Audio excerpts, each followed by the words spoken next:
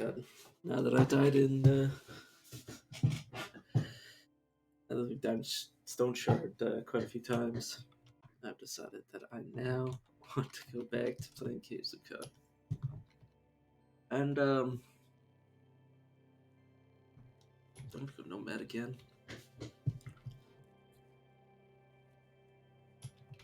I'm gonna do my, my easier setup, where just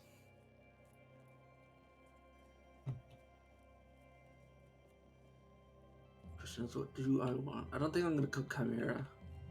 I think I'm gonna go for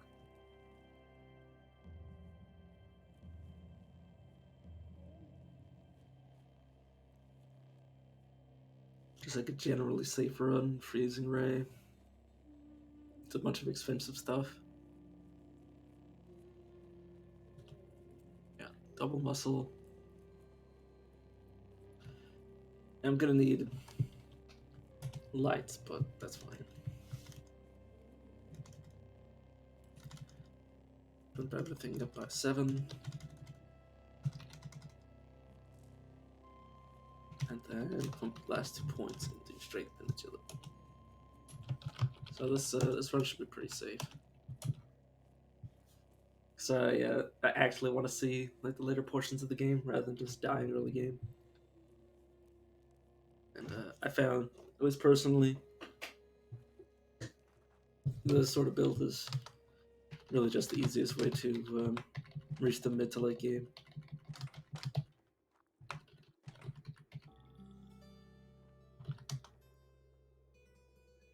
Talk to you. Oh, let's just grab a quest. Sorry, but we can't be friends this time, little buddy.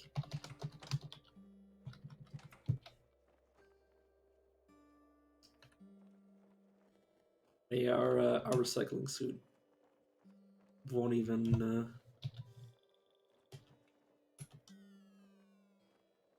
You know, it won't get us. Or, not that it won't get us anywhere. Is that it can't be equipped due to our quills.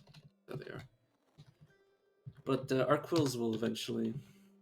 No, I do need that torch.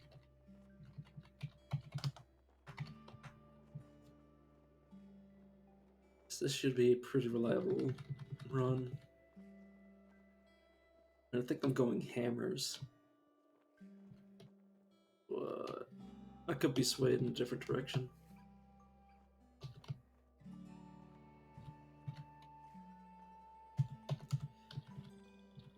It's on my suit. I'm not going to need all of these, hopefully. Hopefully I'll find some sort of remedy.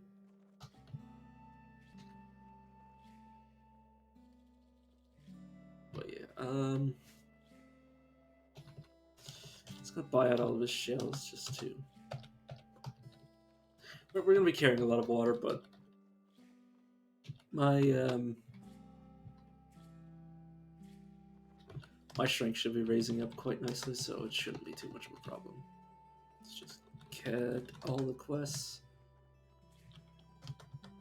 then look at. Sorry.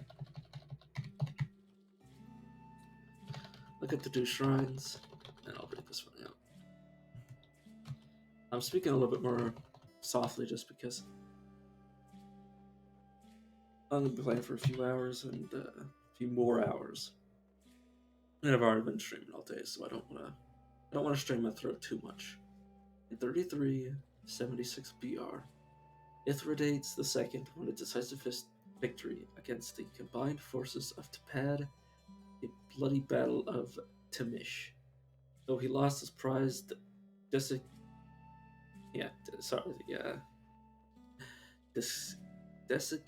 Ica dog's friend. Sorry, the alternating colors kind of makes it hard to see. He lost the artifact during the course of the conflict. As a result of the battle, Temish was so devastated by smoldering stardust that it was renamed the Shiny Decay. That's pretty epic. But, yeah, like searching this sort of area earlier, hell, I think it was earlier today, we found one of Argive's previous disciples, or previous apprentices, not disciples. Yeah, we should, pretty safe. I'm just gonna equip that. Now,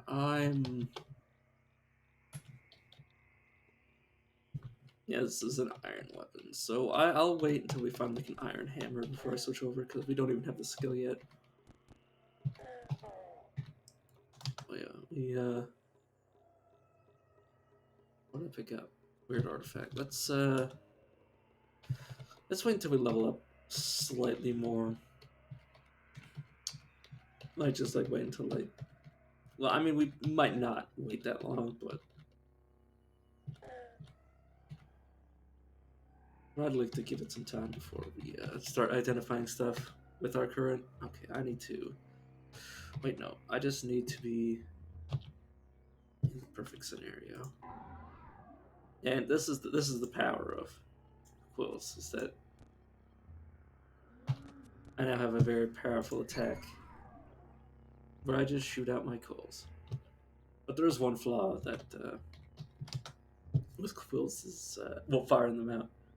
As long as I have half my quills, I have +2 defense armor value, and otherwise I only have 1. So it's best to. Oh, I should cross off the map so you can't shoot me like that.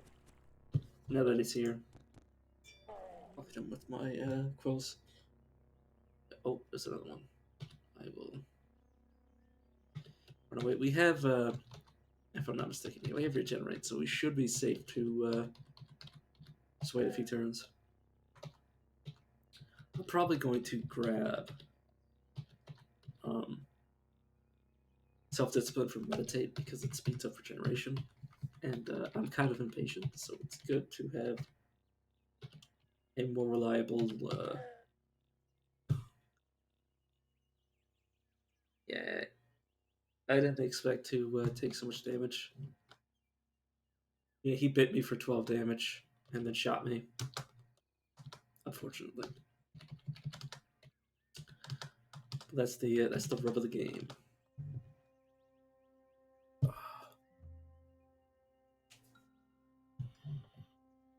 Yeah, maybe we'll get a easier start this time.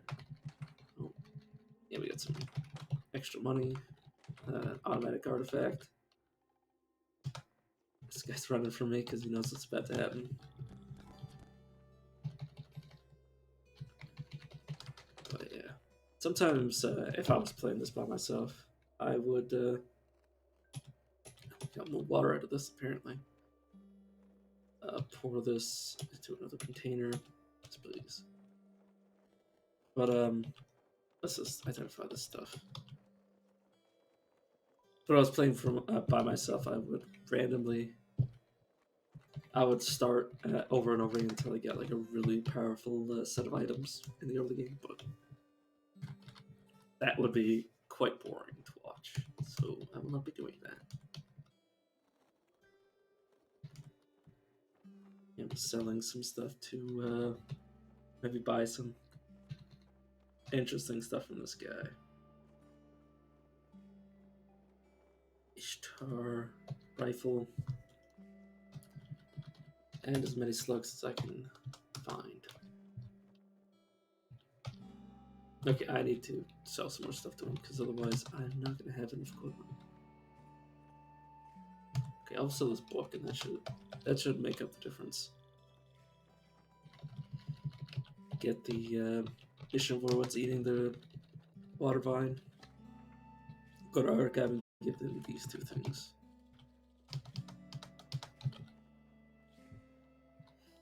Give them the 2 grenades because the Honey Hulk injector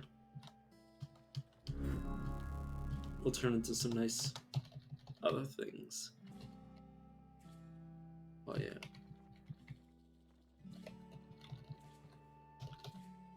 No, I'll use it to turn into food once I get the prerequisites.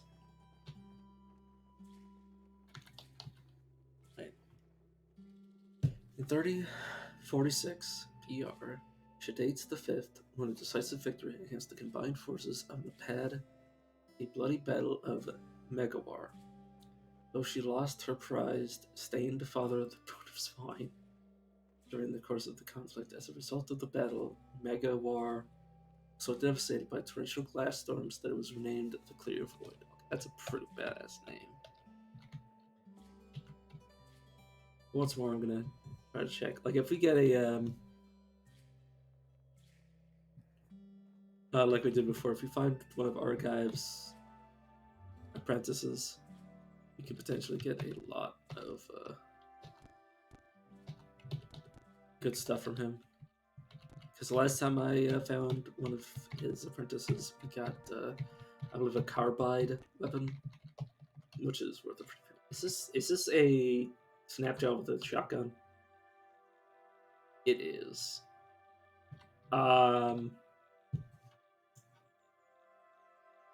Yeah, he's gonna kill us if we enter his range.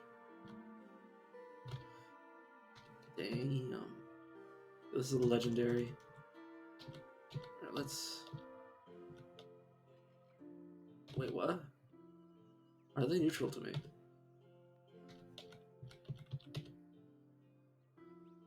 Okay, let's look at him. He's hated by apes and hated by vines.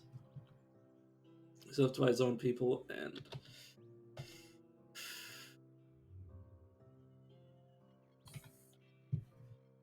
Alright, let's start a fight.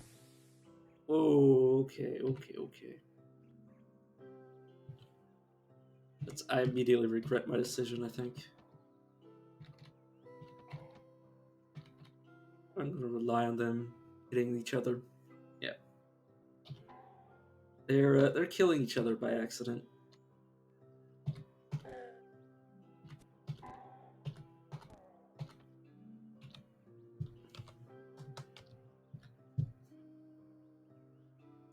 Let's freeze this guy and run up to him.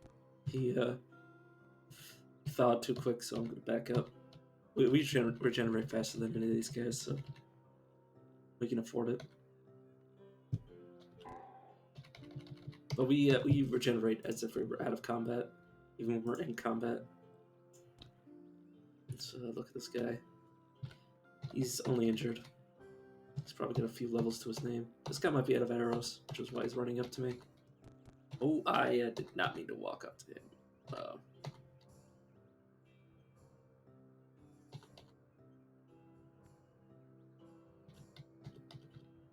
Yeah, I'm just waiting patiently for my stuff to heal. Hopefully the dread roots will slow them down. Let's get to the other side and see if I can't find something like, say, a nice glove to look at, anyways. Oh, this is the same thing as the statue. I'll still take it.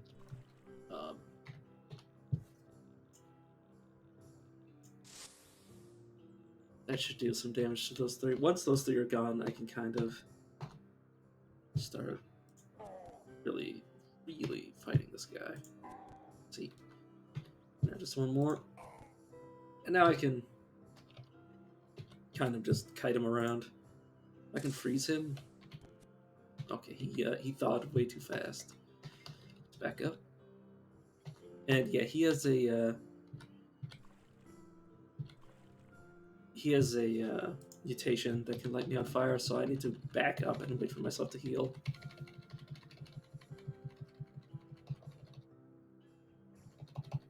Let's just keep doing this. I don't know if he can see me in the dark, but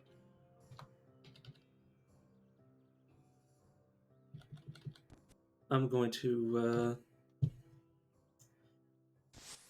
abuse the information that he might not even be able to see me in the dark. I'm gonna throw my quills out until he's... Okay, now I'm super injured, so I'm gonna flee. Okay, we're gonna reset. Actually, I'm gonna fully reset and get all my quills back.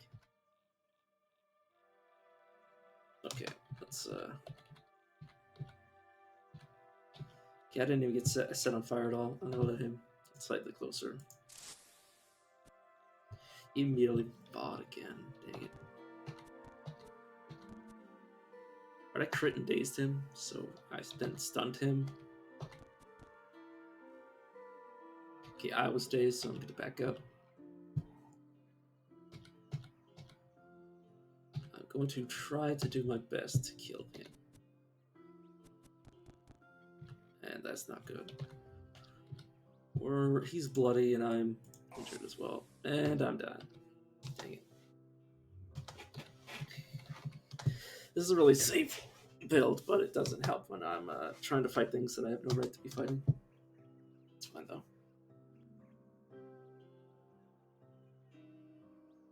Yeah, I think I'll stop just randomly searching, because you can run into more dangerous enemies. I'm gonna be starting with a gun this time.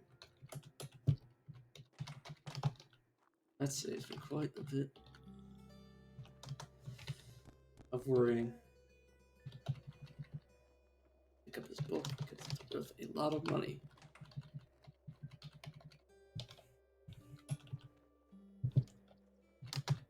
Knowledge is power, and it's worth a lot.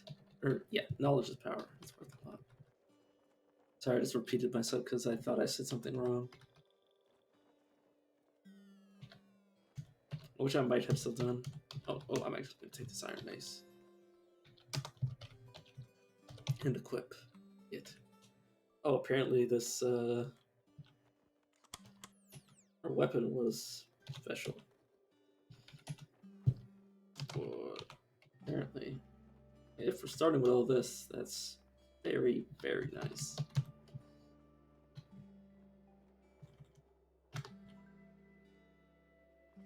The game is telling me that it wants to see me succeed a little before it makes me fail.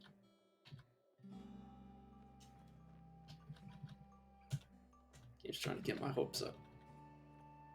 And I'm okay with that.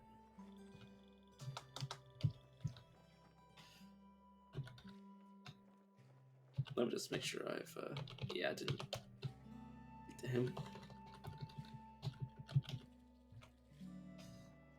Yep, he does have something, yeah. While traveling through Tunip, Shoraram? Yeah. Stopped at a market in Shawan. At an obscure shop, she purchased a gleaming floating orb and named it Gleaming Shoraram Friend. And she went to a nearby tavern and lost it in a game of dice. She cursed the tavern and left Shawan.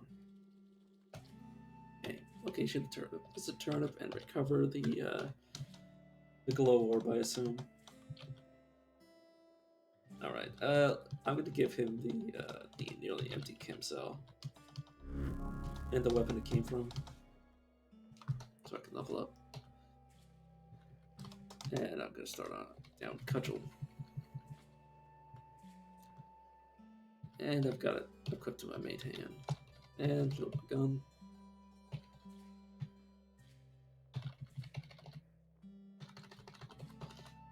Look at the pre-generated story. And then look at this.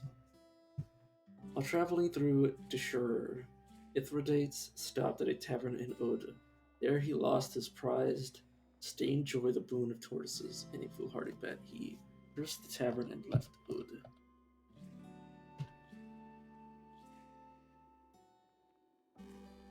Let me just check my, yeah, I did.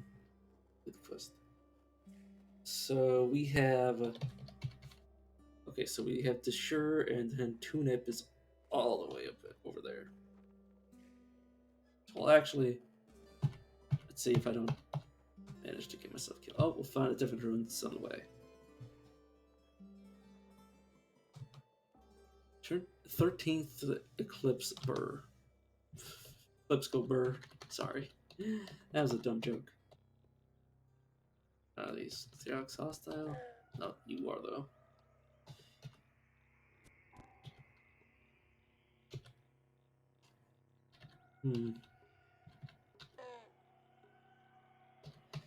Same sort of glass that's usually around. Well, I'll read it now that I think about it. I haven't read this.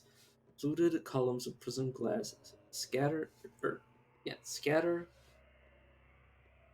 the sight of becoming in sight of sorry scatter the sight of becoming into 1,000 fractured vistas. Okay, that sentence is not exactly worded easy, or it's not exactly worded in the best way for it to be read. Okay, it's Freezing Ray the bear. That didn't do much, and let's sprint away from it. Okay, I need to.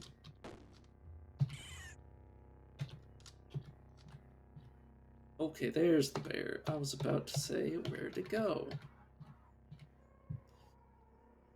But yeah,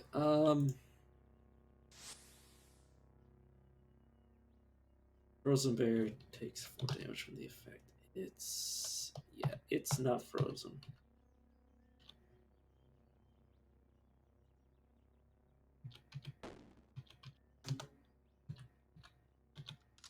It's pretty slow.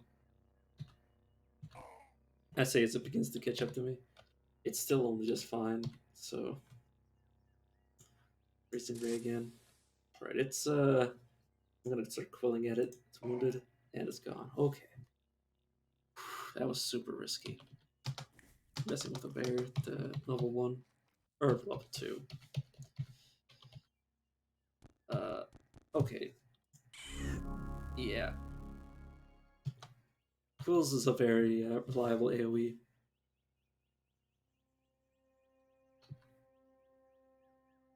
But yeah, let's go cooking because cooking is just so valuable.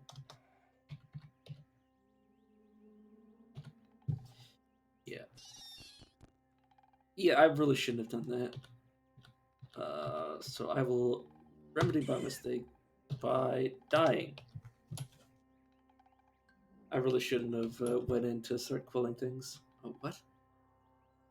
Arshtar, Dream Tortoise, Gunwing, Star Eye, Firefront, and Bootst.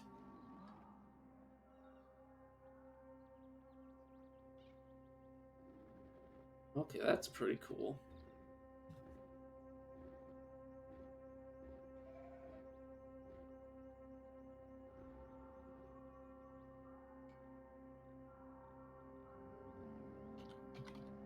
Let's go my last setup. I didn't even realize those are kind of cool for new players.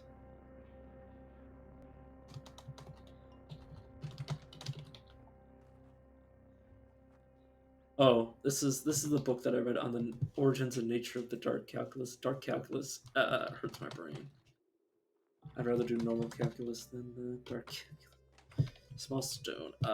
I won't risk it because I might break it before I even know what it is.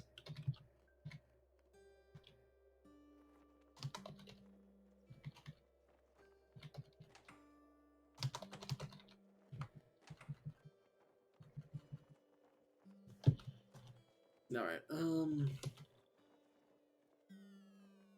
Pour this into another container. I'll grab your slugs. Oh, this is probably a rocket launcher.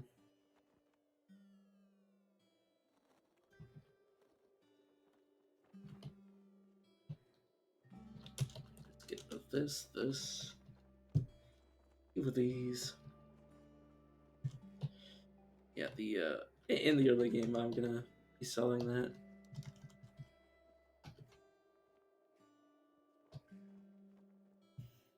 And I'm gonna buy, with the proceeds, several artifacts.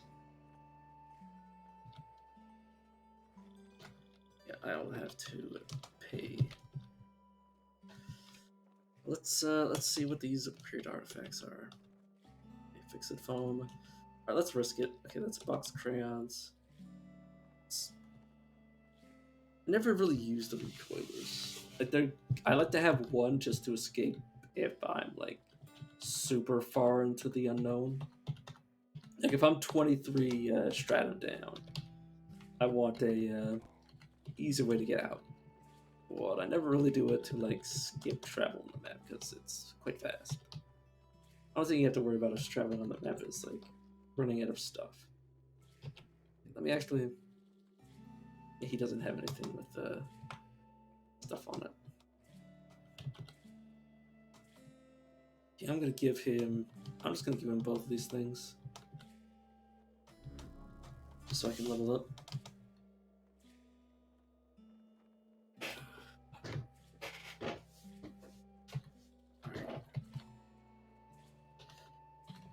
You might be wondering, like, if I'm just gonna die, why do I keep reading out these things and not just looking at them? Because I kind of like, I kind of like to read them because they sometimes say funny things. While traveling through Elamor, Eupator V stopped at a tavern in Shibinip. There he lost his prize to White Hot Pride. See, White Hot Pride, the ruin of worms. In a game of dice, he cursed the tavern and left. Alright, and it's right there. I'm actually gonna... Let's try to go to Red Rock this time. Let's make camp. Alright, let me actually... Oh, I don't have enough skills. Sorry, my throat tickles a bit. But yeah. This build is still a little bit squishy in the, like... I mean, if I went, like, full toughness to just, like, endure, I would be better off. But basically, you just want to, once you get a few levels in, your durability just becomes insane. Because mostly your the longer you survive in battle, the longer that the more HP you get back. So basically, you want, like, it's the feedback loop. The more levels you get, the more HP you get. So the more HP you regenerate, essentially. And as your wisdom and toughness increases, your hit point recovery speeds up and increases in power. So, okay, let's. Okay, there we go. We leveled up and killed one. Sometimes the best thing to do is kill something rather than trying to flee, because sometimes they will get free hits on you because they're faster than you. So sometimes I will just like panic and attack. So I really shouldn't. Okay, I'm lucky that the game prevented me from actually doing anything. But if you leave a pre-generated dungeon and move out of it, like say right here, I can move out. I can move out of the map. It becomes more difficult. Like it becomes like random area, and random areas are always more dangerous than pre-generated areas. Usually, that is the that's the rule to go by. You should assume that the randomly generated stuff is going to be more difficult because it's entirely random. Sometimes it's way easier, but give me a second, I need to clear the throat. It only takes like a small amount of the game, like just showing you true randomness for it to be like, yeah, you did.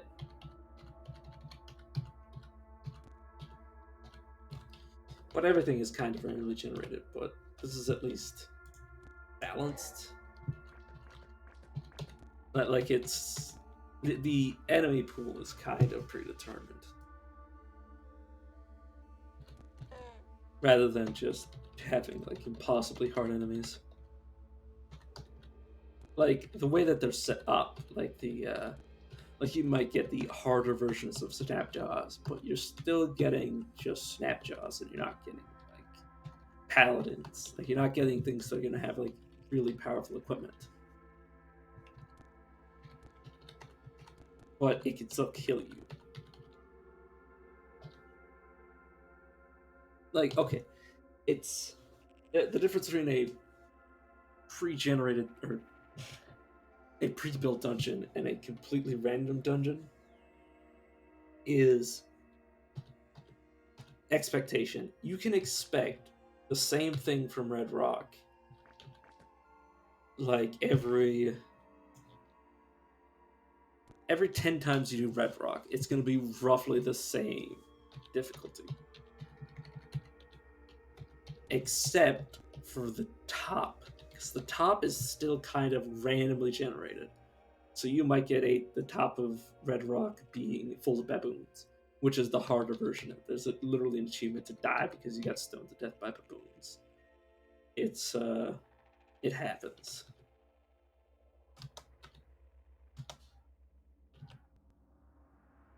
Okay. Yeah, I'm just examining these things.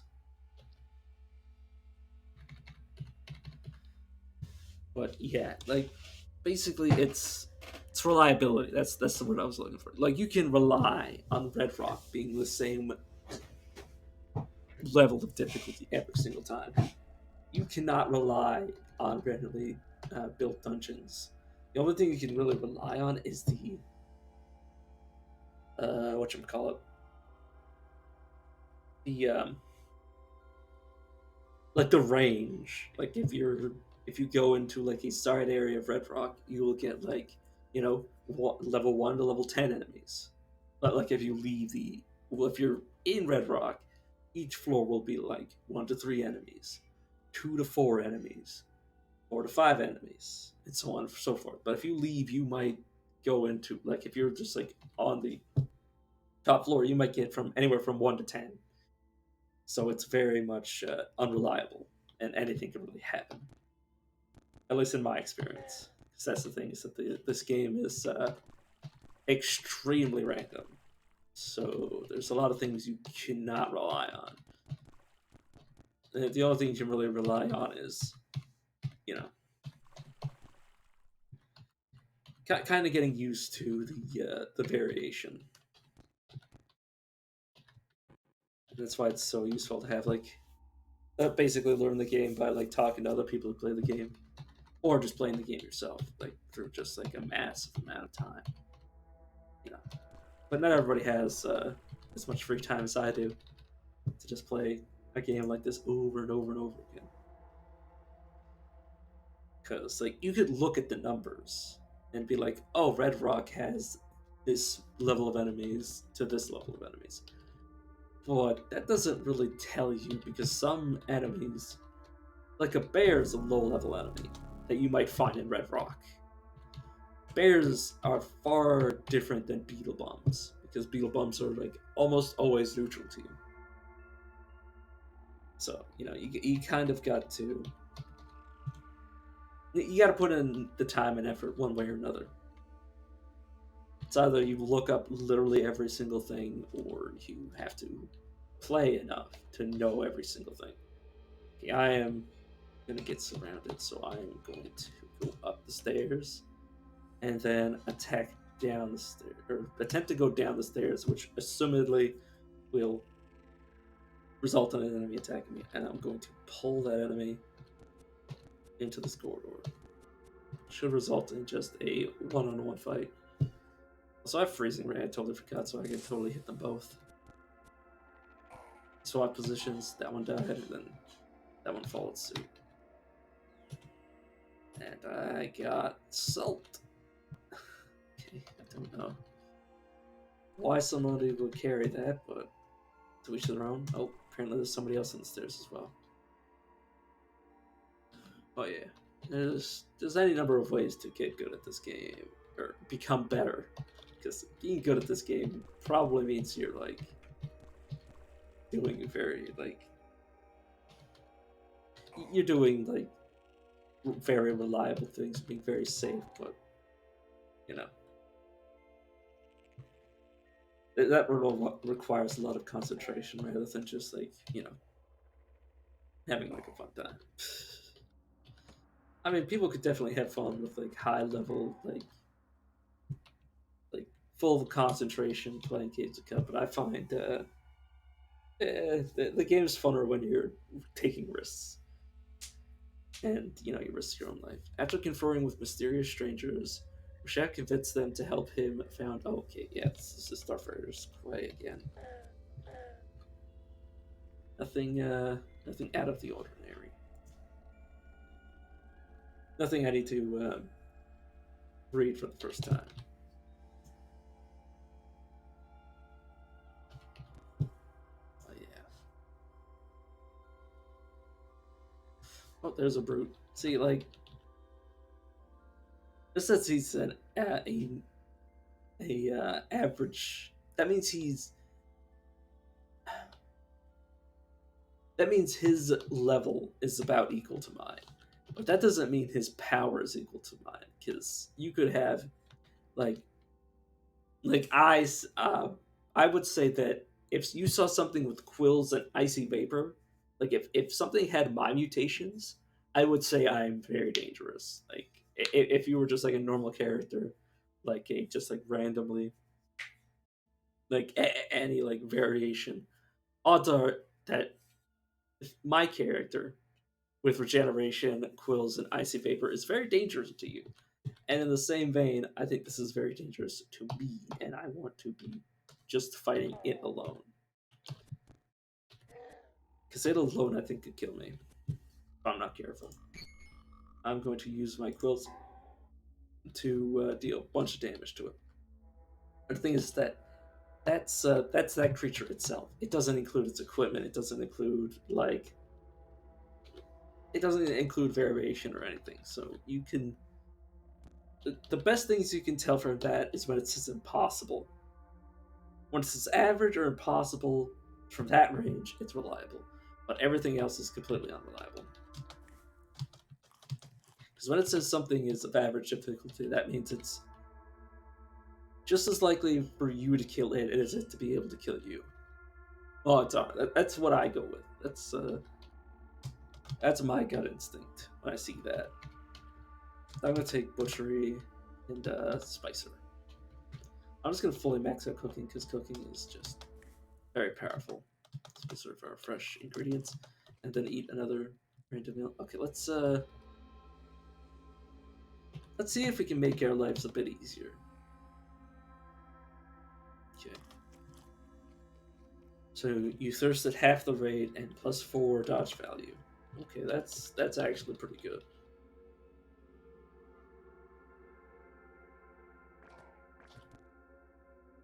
Yeah, we didn't even get hit by that speed sitting vine. Oh, this thing attacked me. Right. Smiling sun mask, which gives us some armor value, or not armor value, dodge value.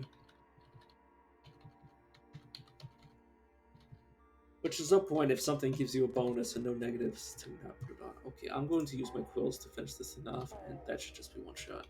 Okay, so another Gentilling mask. We've gone over it before, but it's it's an item that removes your ego and cannot be removed once equipped. So avoid it, because it can ruin your run.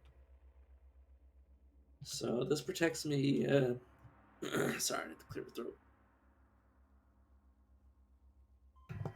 So one of them protects me from left flashing lights, and the other one just is more evasion. But I'll also equip that. Stun rod with a cell. This is another stun rod with a cell inside of it. Oh, whoops. This is a very low chem cell. Okay.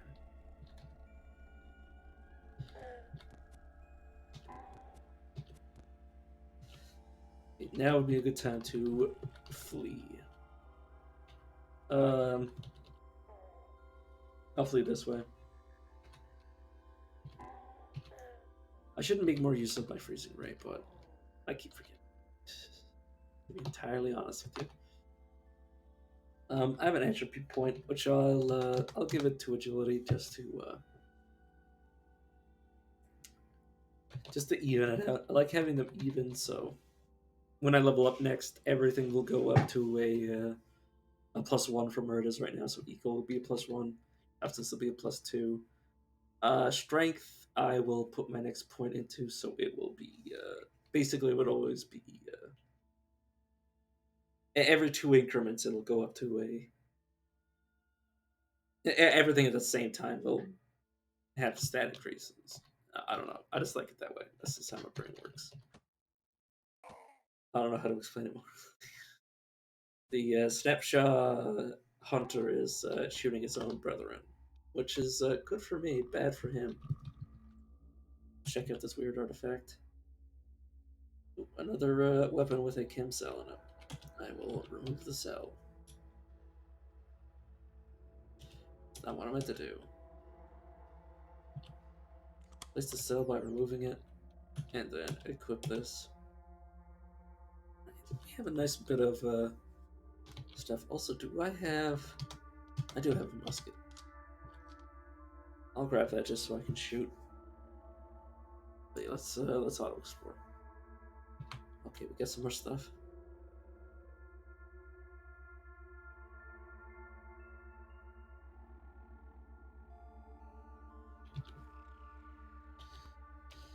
All right, let's fight this guy and go back to auto exploring.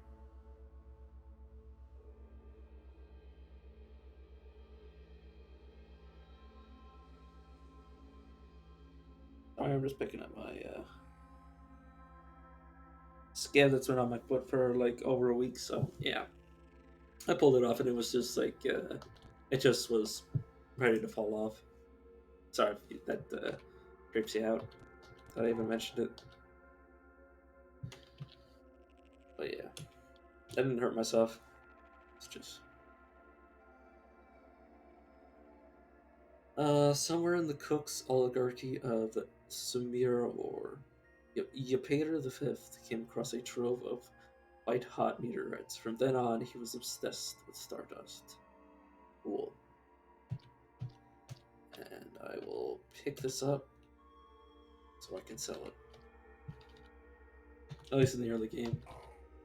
God, I missed that one run that I had just like infinite amounts of money.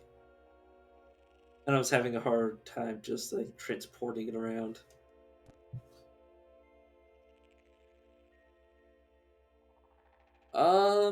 Pretty good. I had a run that like I was just saying that I basically found a water reap that had like thousands of units of water around it, and then I died to a madpole because it delimbed me because I was standing too close to the water. I think I straight up walked into the water. But now I'm just doing like safe runs. Quills, regenerate, and freezing ray. Just to relax. I'm just gonna shoot my quills. Okay, now I'm no longer fighting two things at once. Range sight.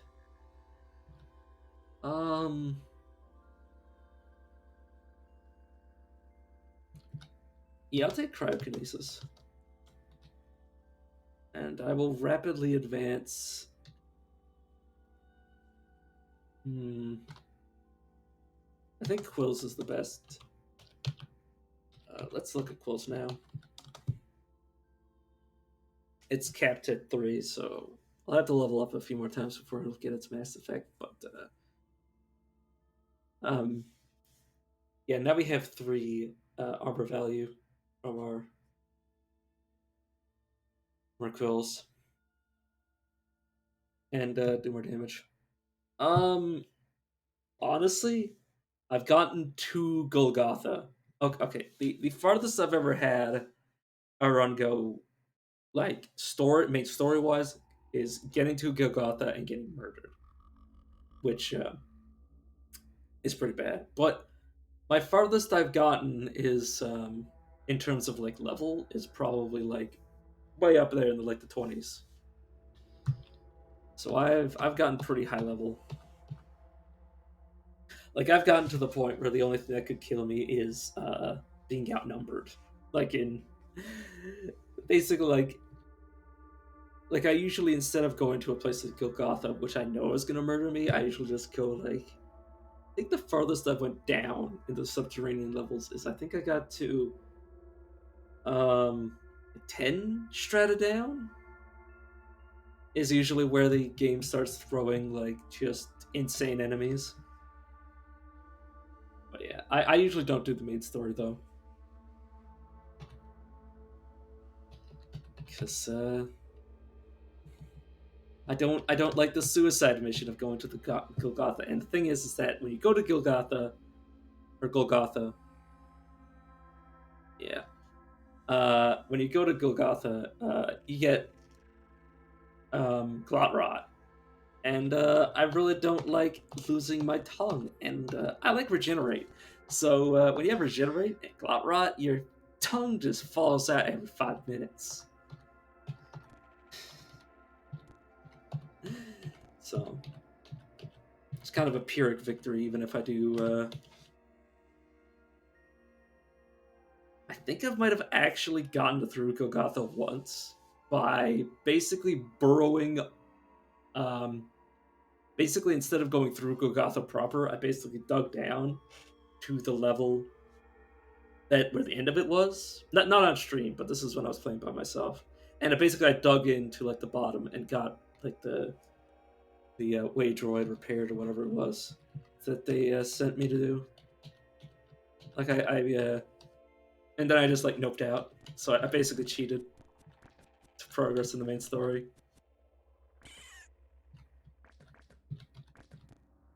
But yeah, I do know how to survive. I do know how to survive the early game and get to the point where I'm just like a death machine. But I make stupid mistakes and then I die.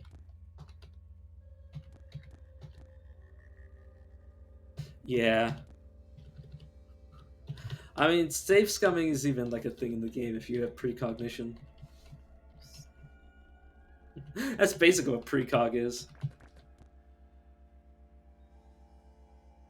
But yeah, there was a few times where I was like I safe scummed like not like in a serious run where I was like, oh yeah, I'm gonna like do all this. Yeah, this is roleplay mode. I've never played roleplay mode. Like the closest I've come to that is basically just like because I wanted to see what late game was like.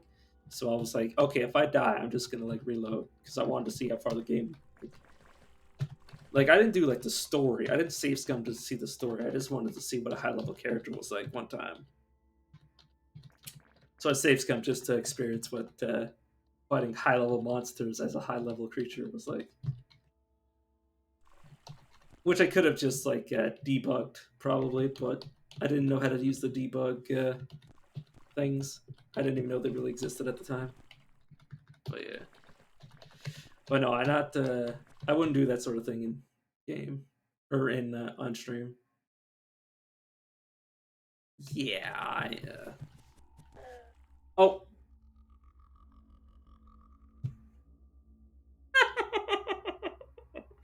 Oh damn it! Got killed by Gershling while I wasn't paying attention.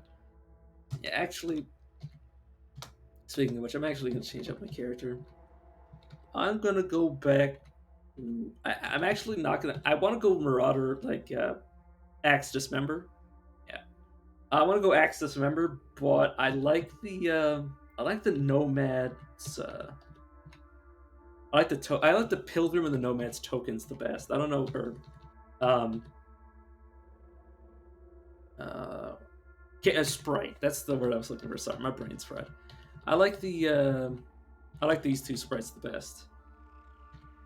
Yeah, definitely these two sprites are the best in the game for me.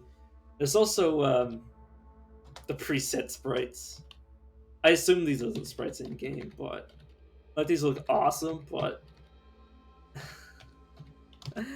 I'd rather not be forced into a character archetype. Yeah, I'm gonna go Nomad as my base.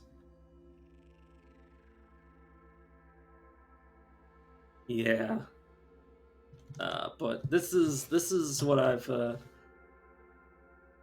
been doing for like my late game What my games, not my late game runs. My most recent runs is Unstable Geno, Chimera. Oh yeah, yeah. No, it's not the easiest. Like especially if you go like Unstable Genome, like just all Unstable Genome. You don't even bring like you don't even get what should we call it, night vision or anything. Yeah. But I just like having many arms. I just like the idea of it. Plus, you don't even need to do damage with it. You can just like dismember. Like when you cut off something's legs, it's just amazing. Actually, no. I'm gonna pick Nomads still, but I'm not gonna go Chimera because I want to play Esper. Because I haven't shown off Glimmer yet on stream. Well, I'm not gonna go full Esper. That would be that's something I don't know how to do. But I'm gonna take. Okay, I'm gonna do instead of my usual shenanigans with beguiling and domination. I'm actually gonna go fugue. I don't want to give myself AoE because that's a good way to get myself killed. Get multiple versions of myself to blow the shit out of me. Yeah. Yeah, because if you just like stack bleeding, it's really good.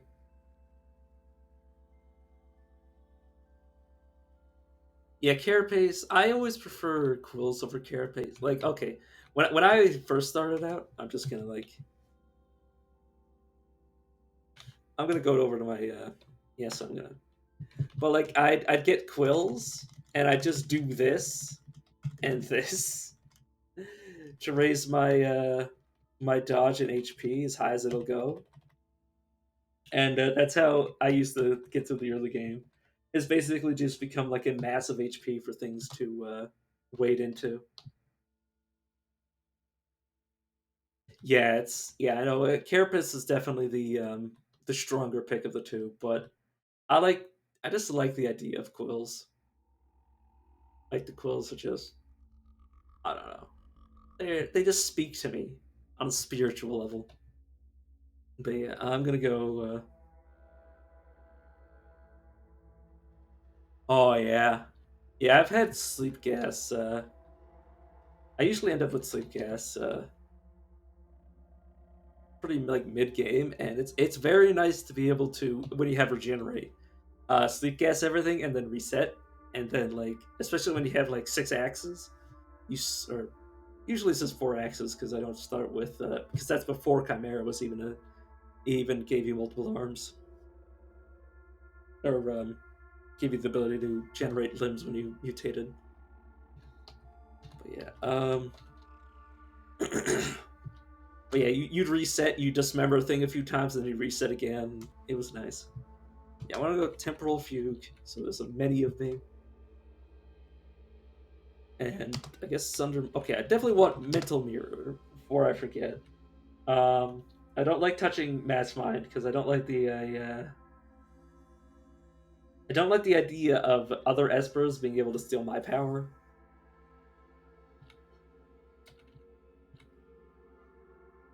Around self, no, that's gonna get me killed. That's AoE, get me killed. Burgeoning is a good way to get myself killed. Just summon a bunch of mushrooms. Oh, light manipulation. Where is it? Yeah. I think I've used it before. You may focus the light into a beam doing a reduced.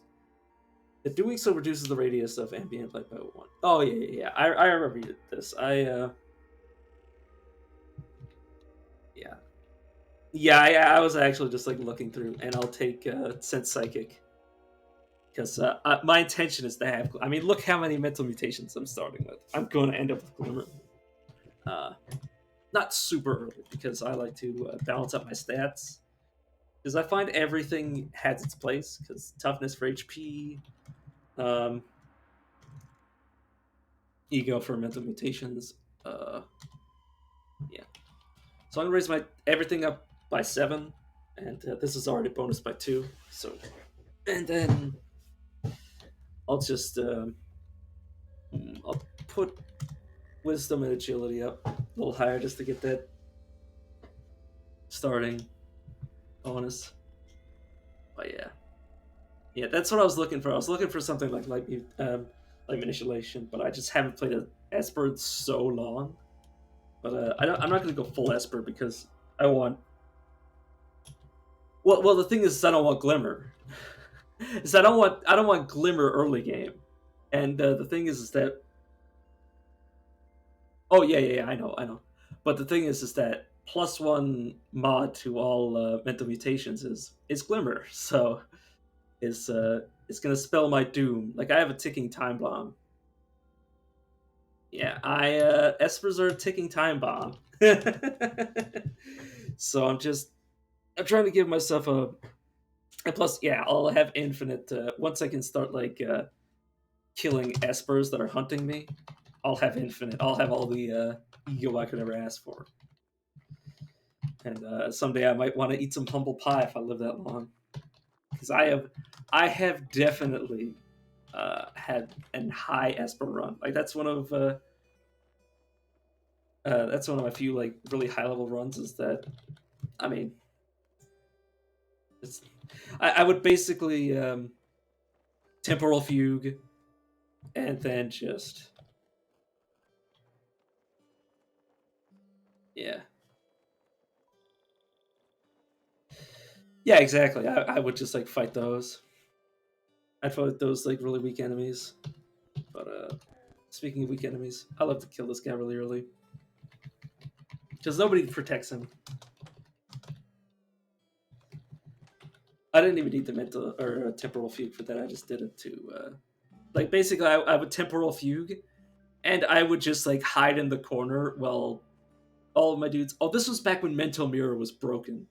Like when Mental Mirror gave you like it scaled, and you could have like 5 mental mirrors on your character, which was just disgusting. So basically, I just went full mental mirror, and by the time I got Glimmer, I had like what is it, like somewhere between 5 and 10 mental barriers. So you try to throw something at me, and it would just like fizzle and be sent back at you. So it was really nice. That's basically how I did it. Now it's I mean, it still sends stuff back to you. Ooh, that's really good. It's painted. While visiting an obscure gambling den in Forum Province Duar. Oh. Yeah, well, the thing about it is that there's 2 reasons it's good. It's the same. Okay, I'll finish reading that lore in a second, but it's the same.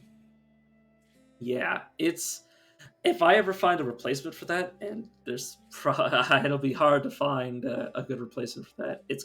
It'll sell for a ton, but I'll probably wear it for like forever if I can. But it's the same reason Sense Psychic is good. You can sense other mental mutants through the psychic ether, uh, which has actually allowed me to see Espers in like beyond through walls and stuff. And I believe you can actually target things through this the same way you can target them with through the fog of war, like your line of sight, through like he's a hero. But that's the thing about Mental Mirror is that it's really good when you're wandering around and you just get like a random what is it, the sightless whatever sightless eye. I can't remember their names. But basically random psychic creatures.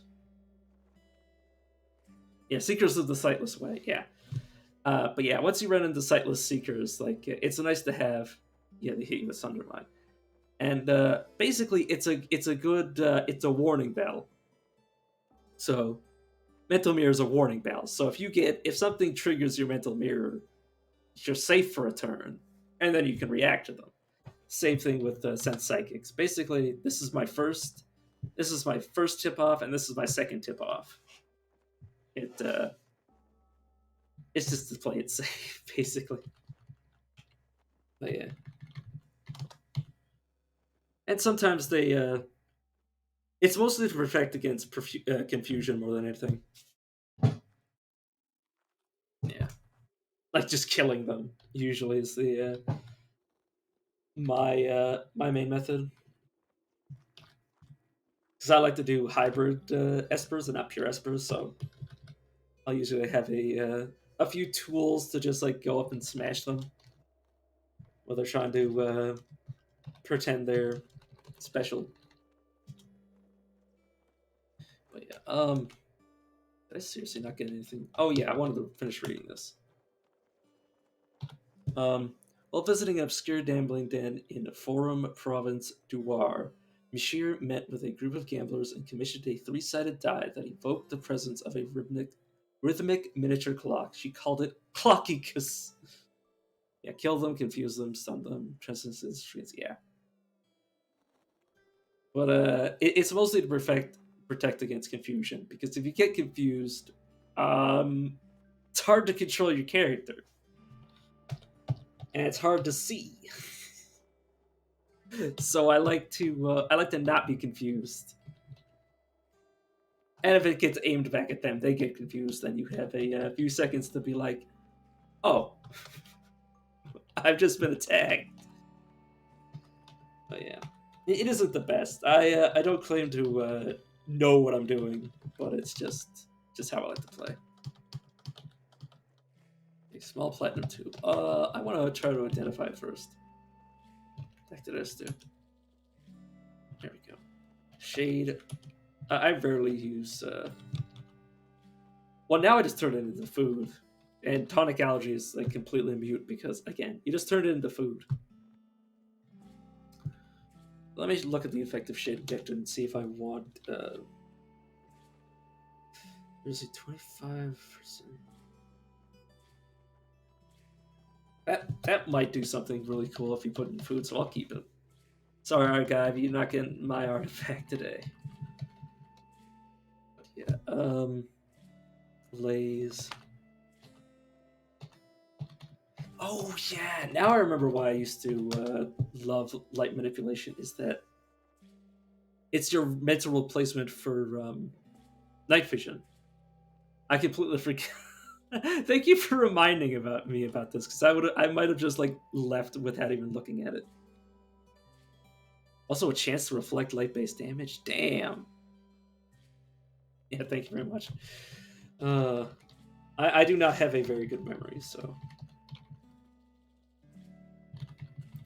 Speaking of which, I know for a fact that that statue is always the same.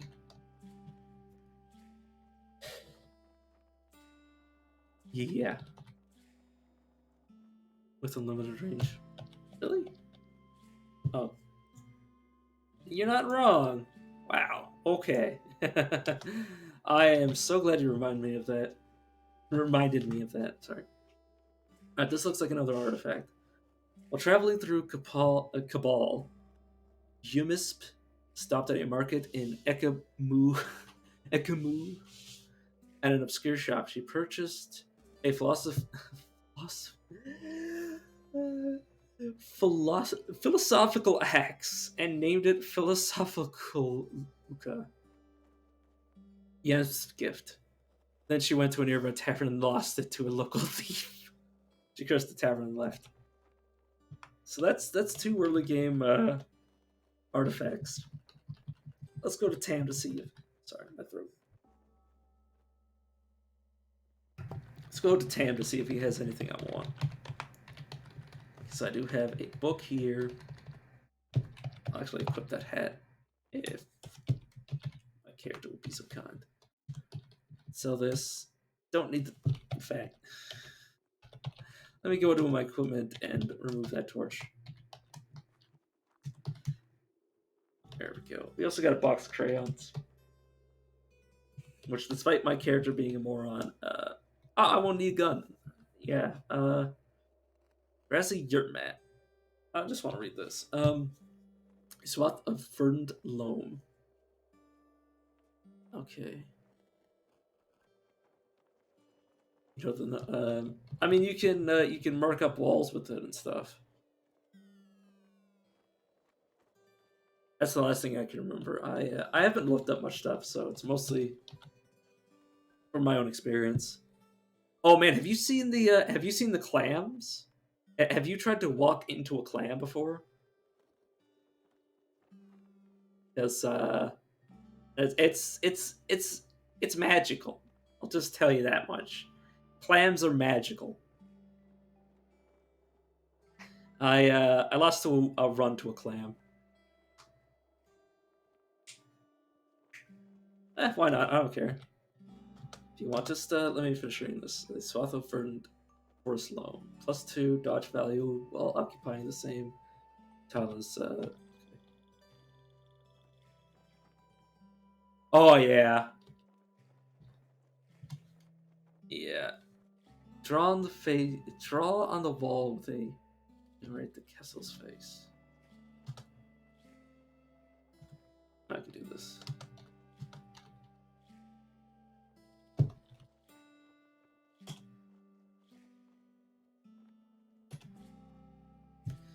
The Kessel face. Any color, or is it just does it matter?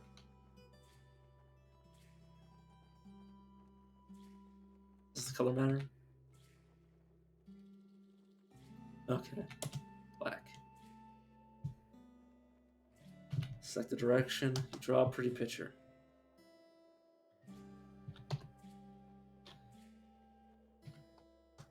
Okay, it doesn't appear to have done anything.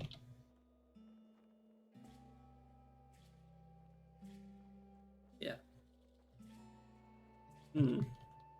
Yeah, I will actually. Oh wait, I'm on a computer. Why in the world am I looking for a notebook?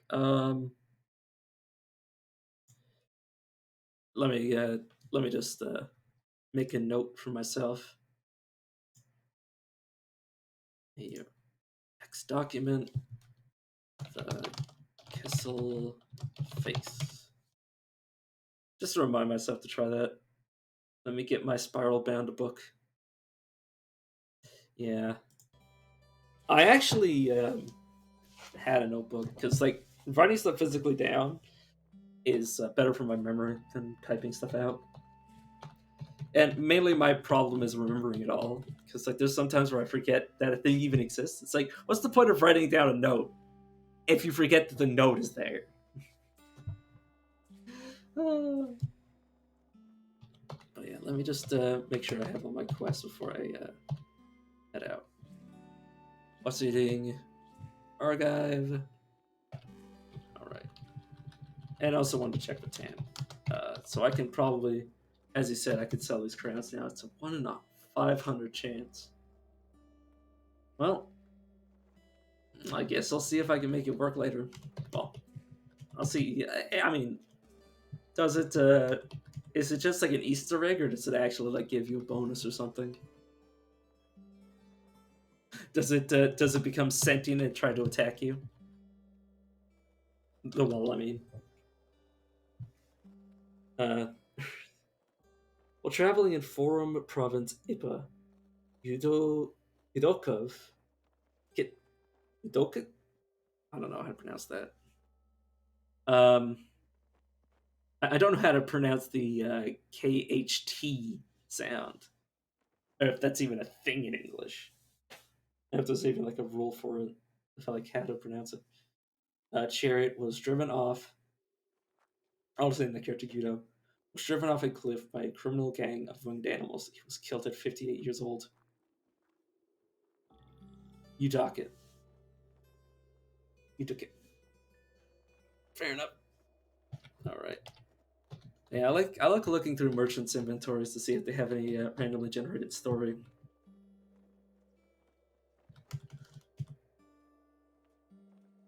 But yeah, excuse me. So now I'm backpack if I feel like a hoarder. But where I balance out my stats, I have a pretty sizable carrying weight. Because like every single stat has its benefit, like strength. I mean, you probably already know this, but strength, carrying capacity. You know, I'm a loot bug. I like to carry loot. Uh, Agility, dodge value, toughness, HP, and regeneration, intelligence, skill points, wisdom, is cooldowns, like and ego is like sale prices. So on a physical character, ego is like you can get rid of it, but you're gonna be strapped for cash early on until you figure out like until you get the resources together to start generating infinite money or find infinite money. So I like to have it all.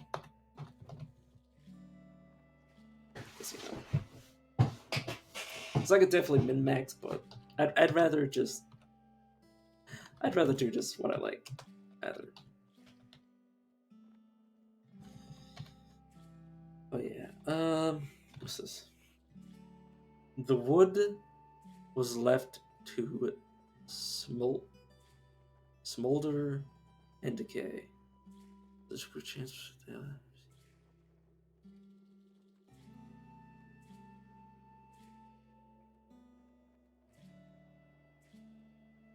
Yeah, molder and decay. Oh yeah, yeah.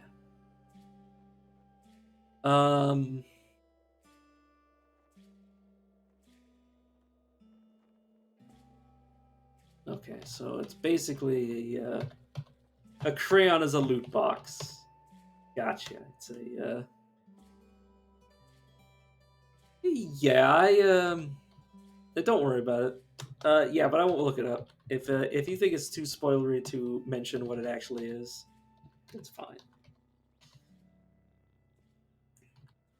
Is it an item? At least tell me, is it an item that you can normally find in the game, or is it something that only generates from that?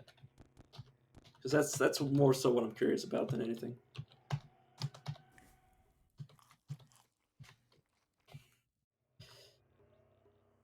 Or is it like some sort of like Easter egg artifact? Okay, it's guaranteed to exist in each run. Yeah, okay, yeah. Man, these kudzu do not like my items. I'm just gonna ditch these on the floor. Uh huh, yeah. Alright. Yeah, it's fair. I was just curious. Am I lost? Yeah, I'm lost. I'm like, why in the world did I oh please don't. Okay, it's just a bloody boar. It's not a oh right, I completely forgot I'm I'm an Esper. This is my problem, is that I forget that I'm an Esper and I just like behave like I do in every run. Alright, let me refamiliarize myself. So I got light gun, um Sundermind, okay. Let's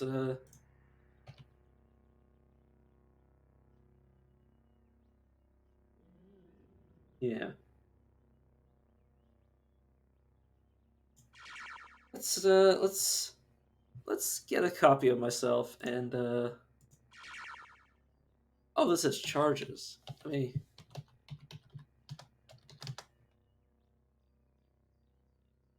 you may focus the light into a beam. Doing so reduces the radius of ambient light. Ambient light recharges. Aha! So I sacrifice my light radius to shoot. Aha! Okay. That is what I was wondering. That's why I read it.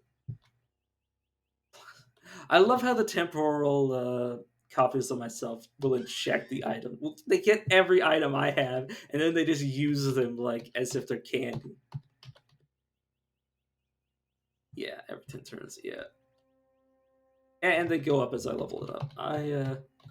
Yeah, it's definitely good. Yeah, it's the only reason I was asking is because it's been a while since I played the game. Like, I'm basically like, I basically have charge or I basically have like 10% of my previous knowledge. Mostly I can remember my old build.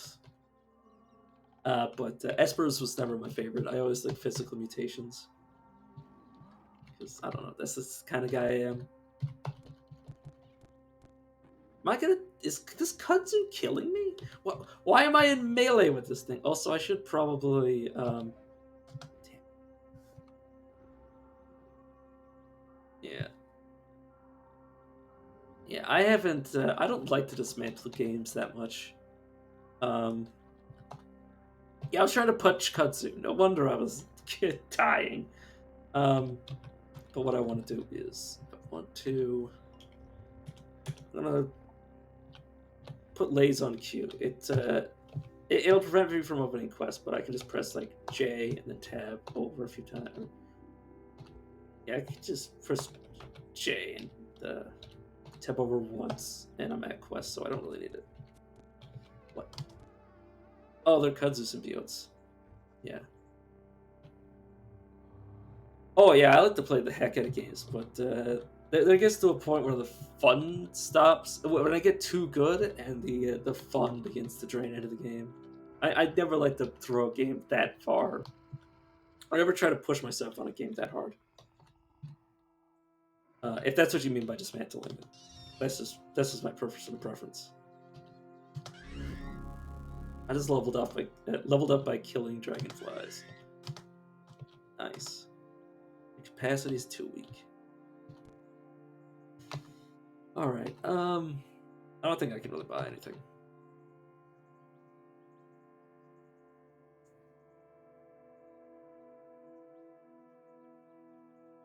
Yeah.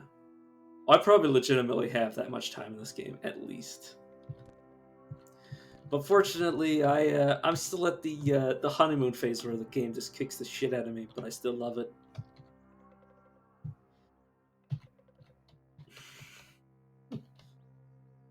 Damn it, I'm getting swarmed. Am I gonna get killed by dragonflies? I do not want to get killed by dragonflies. Dragonflies, could you please stop chasing me? Okay, temporal feud, please.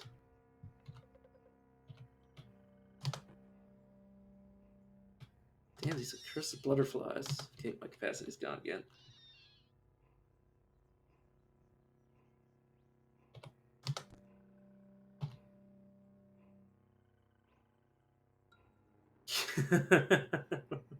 That's what I'm seeing, considering there's so many.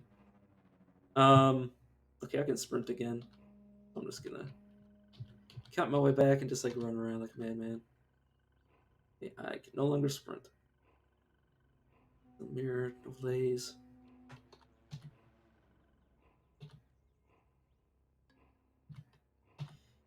Yeah, I could spend a mutation point, but I'd rather get random mutations than boost my stuff up. Personally, anyways. Does Sunderbind still damage you? Yeah, because I remember when I don't know if it was Sunderbind, but it one of the mental mutations would damage you as you used it, and I never understood the reason behind it. It's like, why would I want to damage myself at the same time? Okay, please do not. I do not want to die. Oh damn it! I'm just like anything but dying to not mosquitoes, dragonflies.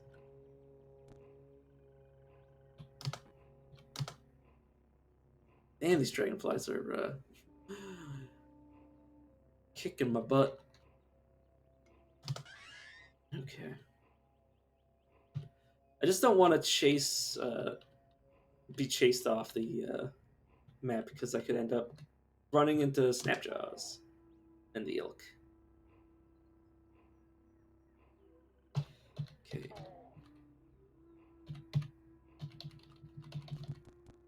Oh, I did not mean to fist fight the dragonfly. Not want to do that. You say that, and then I immediately get smacked. Okay. Damn it, it caught up to me. Okay. I just had to get them off the screen so I could. Okay. I'm still lost. I'm like, I love like getting lost and then realizing that I've been lost this entire time. Yeah, I died to being lost more than anything else in this game. That's what kills me. Is being forced to walk around in a place I don't want to be. They're also symbiotes. Okay, I really need to stop walking into things. Oh, this is just a regular dragonfly. I'm leveling off of dragonflies. One novel concept. Let's let's actually raise my ego by one, just so I can get some free stuff. And let's do what I want. Oh yeah, meditate. Because yeah,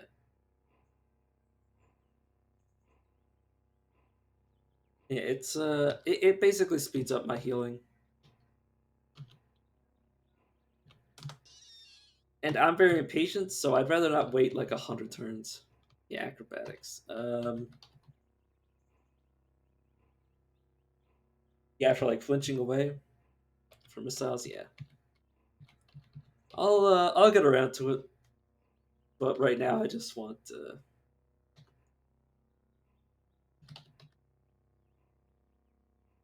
I just want what I want. Just want what I want. What I really, what I want.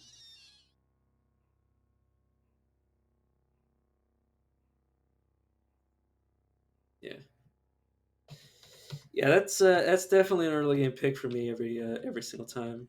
But I just want meditate because it just speeds up my rests. Oh, I'm your Kotsu. Relax, game. I'm keep pressing F. Maybe I should rebind my F key. Just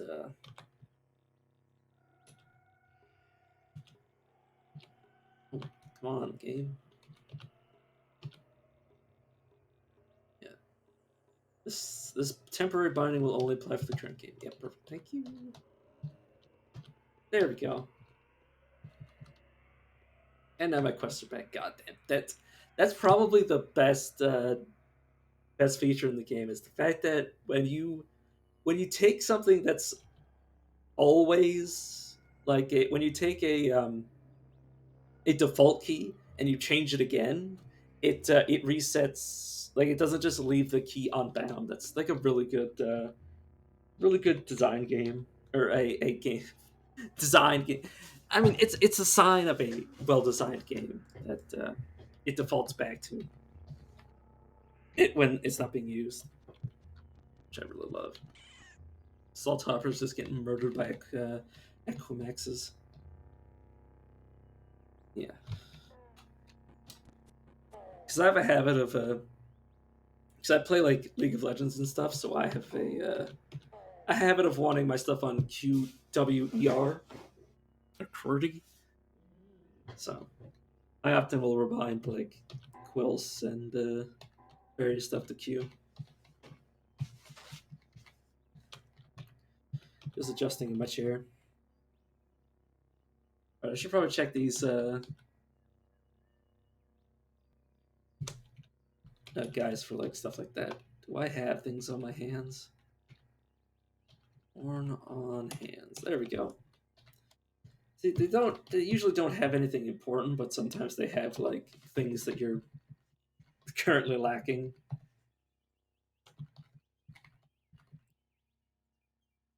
Or they just have like random artifacts that your character was scared to pick up. Damn, that is super convenient. God. Oh, the fact that it's both a light source and a weapon, it's kind of. I mean, I think it's like a 4 or 5 cost mutation, so it's kind of it makes sense why it's so good. Wait, what? Oh, my ambient light somehow turned off. I was like legitimately like, where'd the light go? I didn't use up all of the light, did I? Yeah. Yeah, it's kind of got everything. Yeah, it's the same reason I like the Quills. It's because they're defense and offense. But yeah, this is basically it's basically psychic Quills. Handed iron longsword. I'm not going for. Ooh, I want to run from this thing. Okay. Taste the sun. I'm fist fighting again. Damn it, brain. Just yeah.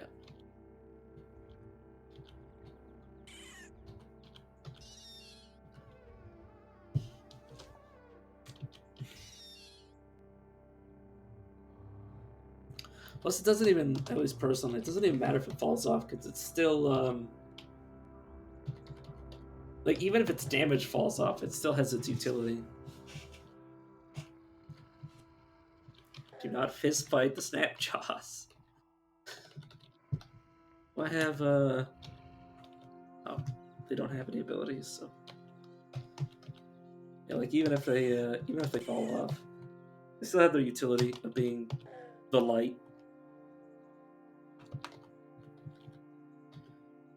But yeah, I'm close to leveling up again. That's nice.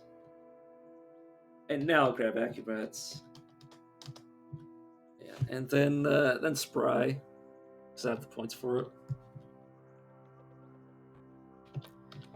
Like you said, it's going to be very nice against Slug Snouts. And gun turrets. Oh man, you should have seen when I was like having my super good run and I ran like my companion, my Pachymill at the time just got absolutely gunned down by a chain gun turret, like shooting like 3 or 4 times per round, and it just chewed him up, and I was like, where'd he go? And he died in like he like bolted straight into it while I wasn't paying attention, and like he died like 2 hexes away or 2 tiles away from it, and I was like, this guy's got like 500 drams of water on his person. He's got like so much money on his body, and no way to grab it. No way in hell to grab it. Because I tried fighting. Yeah, I tried fighting it, and I had my own. I had a machine gun at the time, a scoped rifle with a 3 shot burst, and I could not compete. And I tried like dominating random creatures to try to like just rush it down, and they died, and I was just like, because that was my run where I had all the money, all the free water in the world, and I was like it was mostly just the water skins that I wanted back rather than the water inside of them because I could just get more water. But I was just like, and it was also the fact that that companion was like level 9. He had a lot of experience under his belt. He had 2 personal mutations, all to his lonesome. But oh god damn it! I gotta stop doing stupid shit like getting in melee with salt hoppers. That's temporal fugue, and then yeah, I was gonna say it's probably gonna Sunder Mind and instant give it. Yeah, they're very much suicidal, but doubling your inventory capacity, like basically you get 2 characters, and even if you don't use the companions, like you can take Dominate and not Beguiling, so you don't take the permanent companion, and Dominate's still just amazing because you can, if you succeed to dominate, you can kill the person. You could literally have them attack themselves, like so. Do you really want to attack yourself? You can dominate yourself and have them suicide, just punch themselves to death.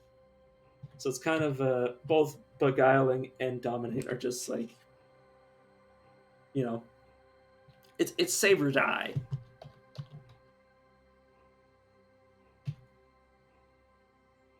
But yeah, there goes my clone. Yeah, I'm excited for once I start next rank I get 2, which is gonna be quite nice. Basically, Temporal Fugue is how I'm gonna deal with most of the early Glimmer enemies, just by doubling myself and then running away.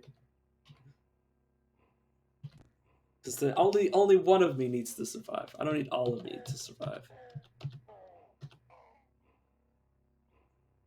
Oh god, I attacked. I just made the Equimaxes hostile to me. Am I still lost? I think I'm no longer lost, but I now have Equimaxes on my tail. Which I'm pretty sure they're faster than me, and I'm in a dead end. How can I survive?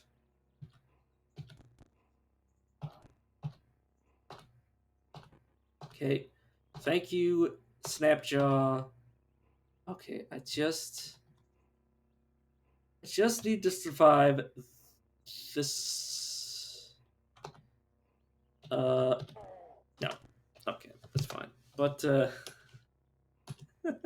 whoops. Yeah, it's me getting killed because I was just shooting everything. But yeah, here we go again.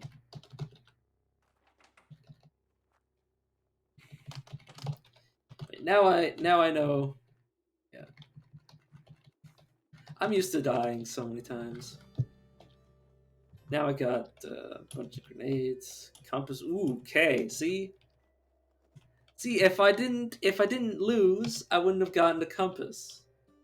Which, this might actually be the first time I've gotten a compass. It chance of becoming lost reduced by 10%. Also, I have wayfaring. I have Mind's compass.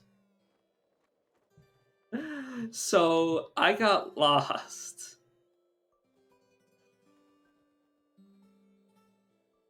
Super, like super low chance.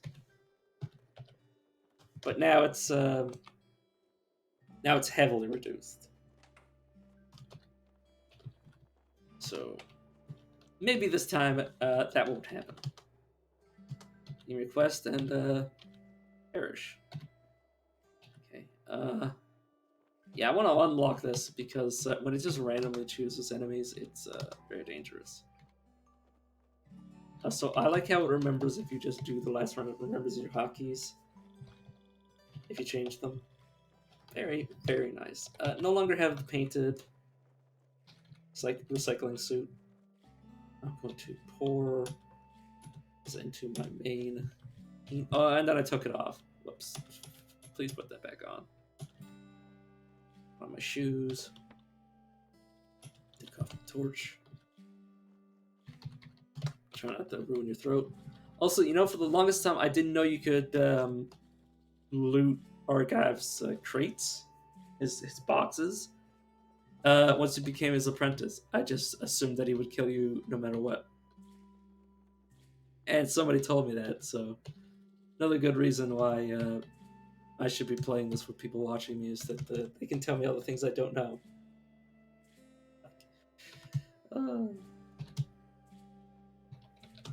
Because I usually like to speed through the dialogue.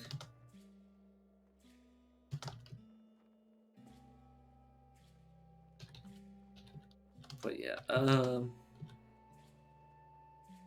oh yeah, he's a symbiote fly. Damn.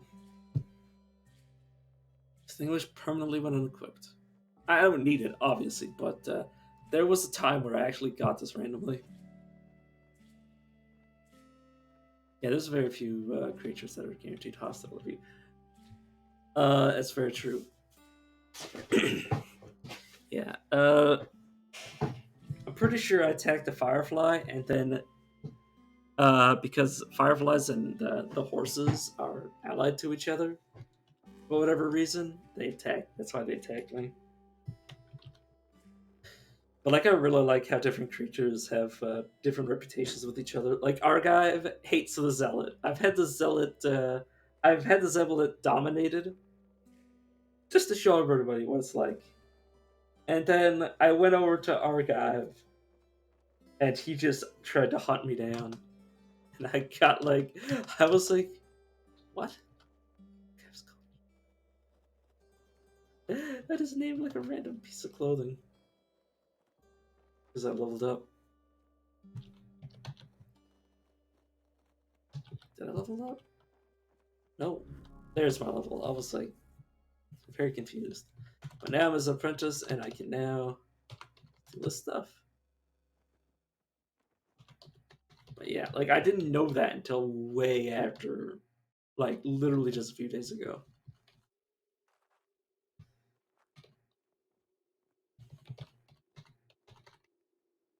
That means there's 5 early game chests you can open up.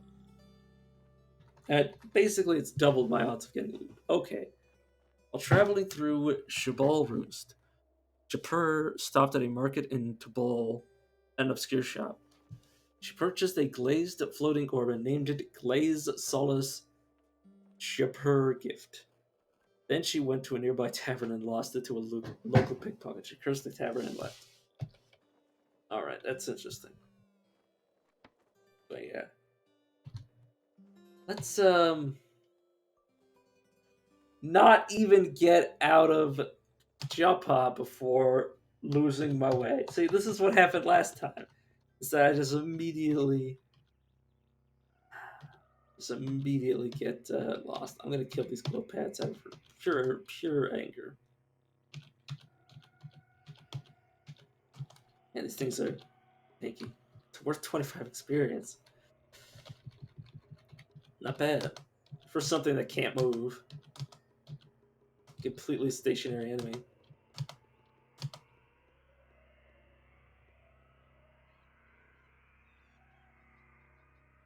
But yeah. Just kill a glowfish. Another glowfish. Just grind on these really low level enemies. Because I'm upset about being lost. I have a compass. Game. I have a compass. I have Wayfarer. Like, my chance of getting lost is like reduced by 25%, and I'm still getting lost after just moving like 2 inches. Okay, I won't enter the water game.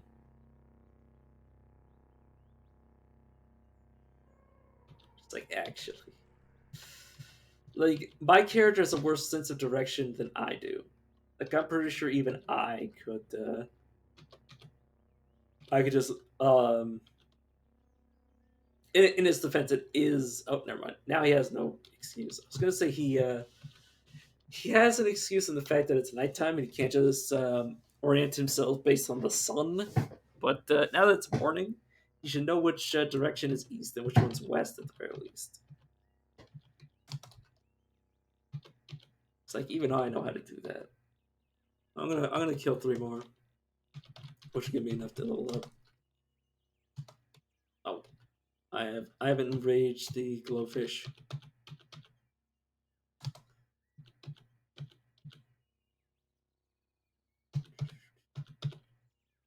Keep firing.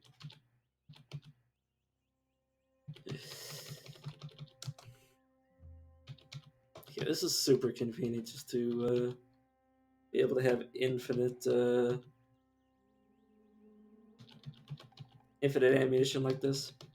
But you get to the point where like you just like buy out like 1,000 bullets once you get to Brick 8, but it's also nice. Wait, let's shove it into intelligence this time, just so I can pick this up, and then immediately turn around and pick this up. So now I'm better at dodging, and I can dodge while I'm running away.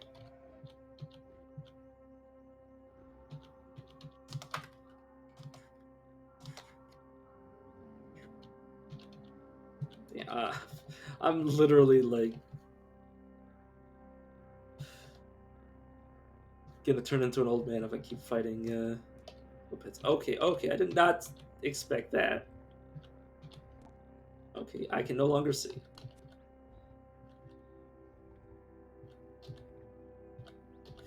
Oh right, I have temporal fugue. I can just clone myself. Hey me, can you go fight that brute?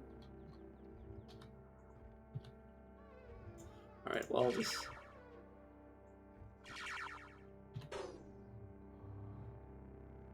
Oh, there we go. That's my problem. Is that I usually forget. I tunnel vision on my the abilities I use most, and then forget my other abilities.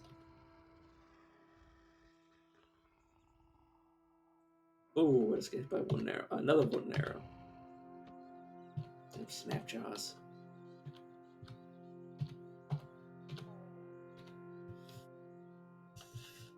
All right.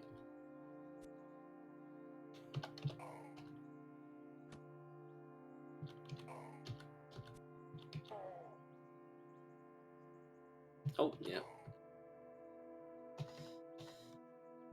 Just walk over these bodies a second time just to make sure we got everything from them. Move on.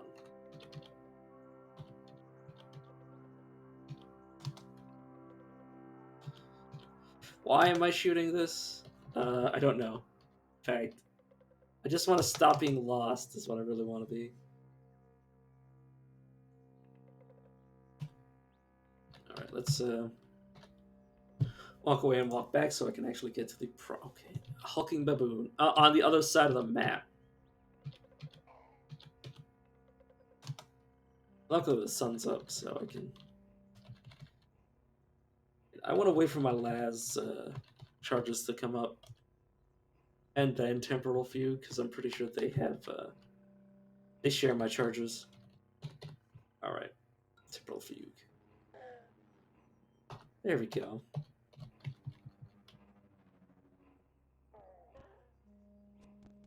Send a clone of myself out. Do my dirty work. I think they're dead. But it was a sacrifice I was willing to make.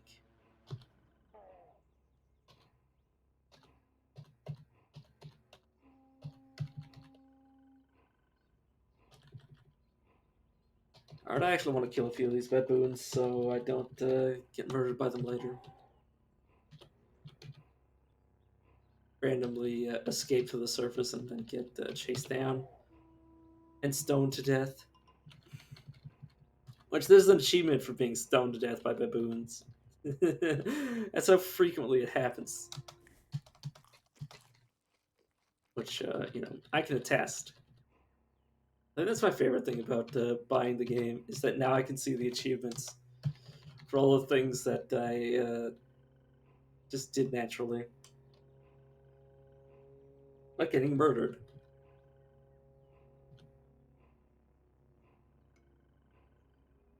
Alright. There you go.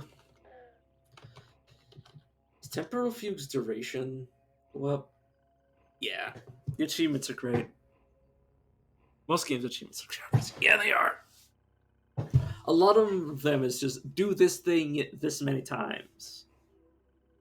And I hate it. Or like do this mission. Or, all that sort of stuff. But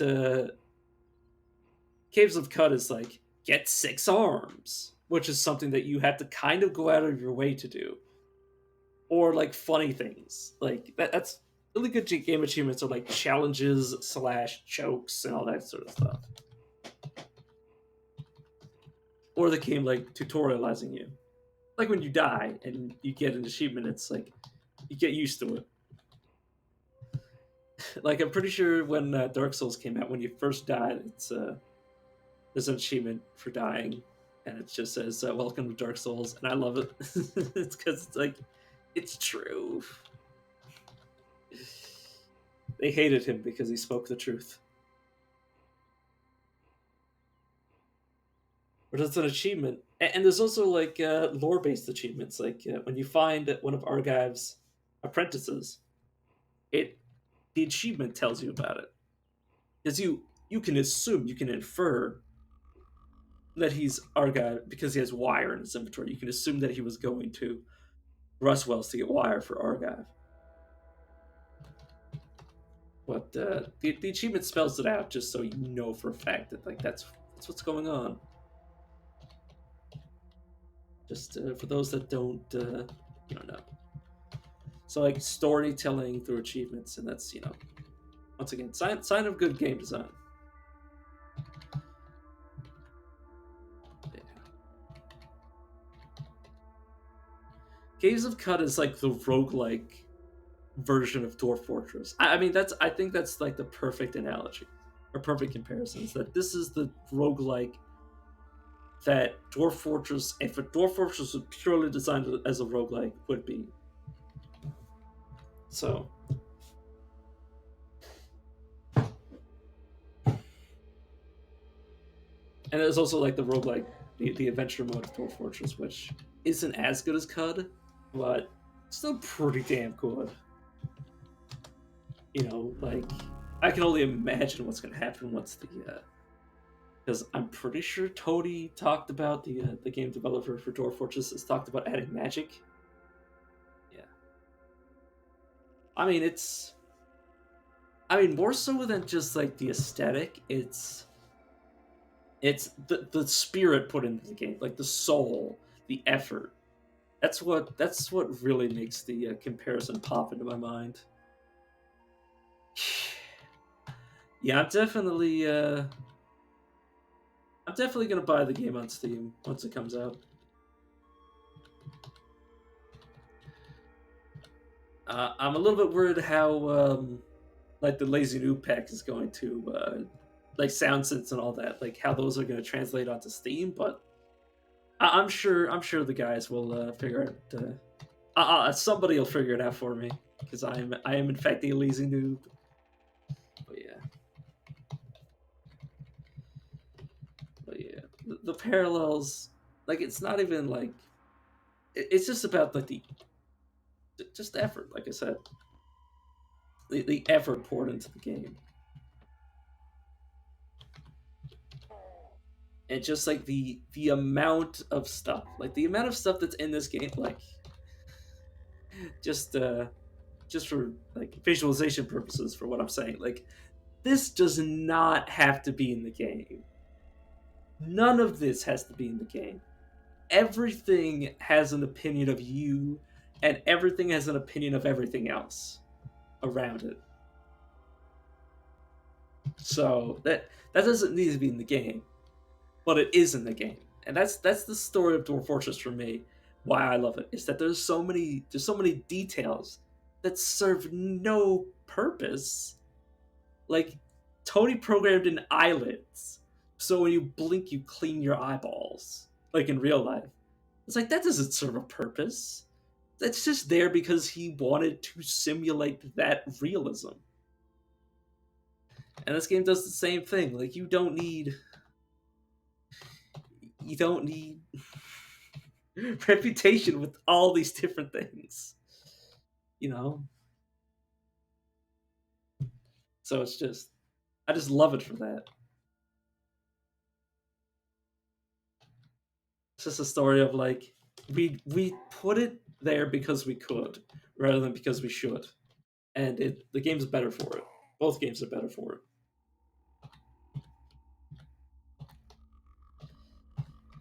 And some people say this game's overcomplicated, and some people say Dwarf Fortress is overcomplicated.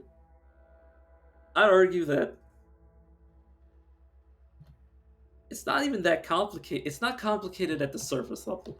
The surface level is, mutations, do things, level up, you do all that jazz. You don't really need, like, the game is hard, but like you can look up a beginner's guide and do pretty good. You might not get past, you might not get the grit gate, but you can do pretty good.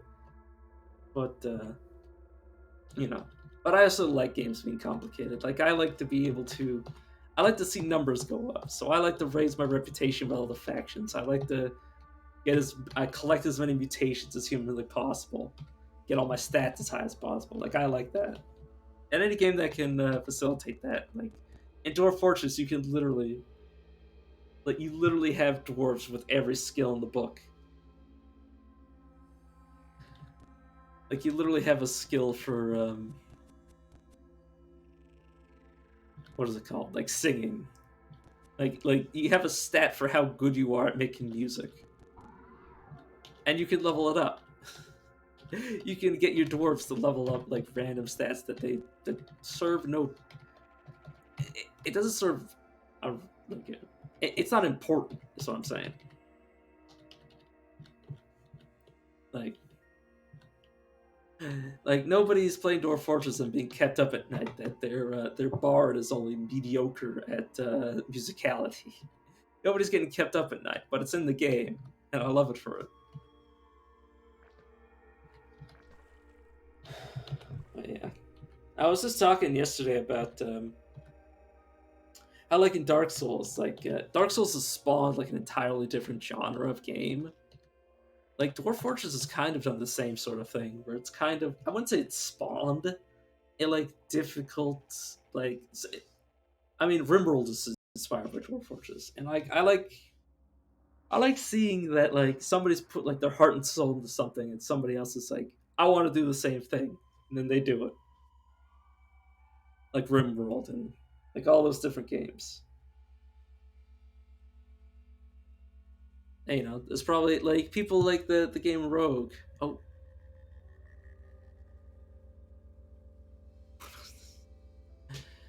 uh,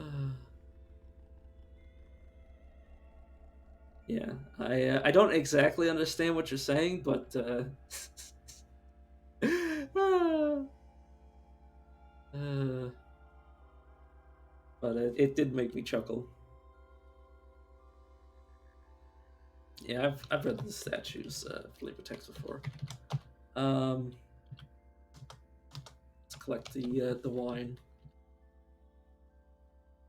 Yeah, I see.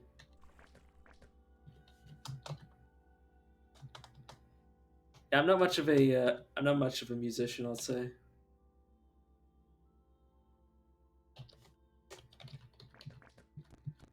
I mean, the most about music I really understand is like the do re mi fa sol la ti do thing.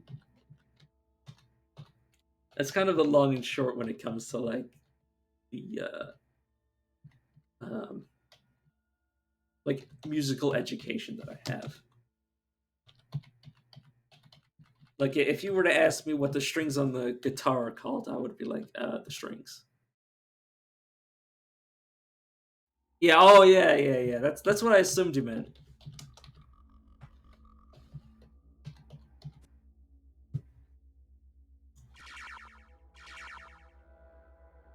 Oh, the bat is stuck. I was like, why can't I switch places? Because the bat is stuck.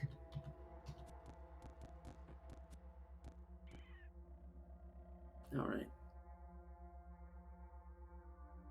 Yeah, that's what I assumed. But like, you might meet somebody who's like, oh, they're actually called, you know, um, what should we call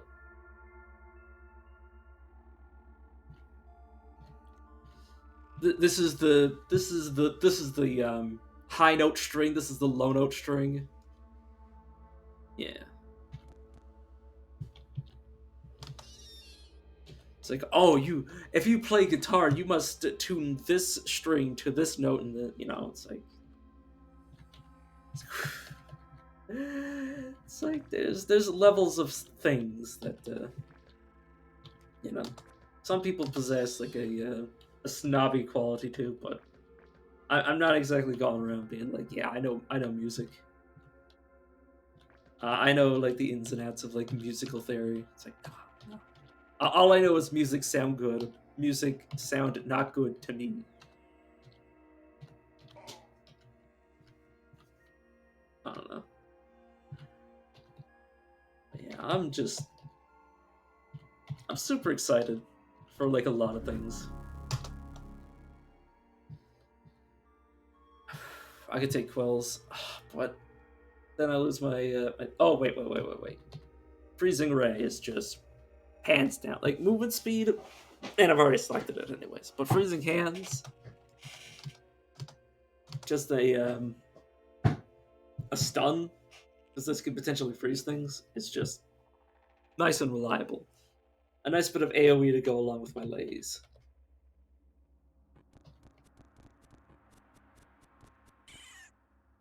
Yeah, that makes me like super safe.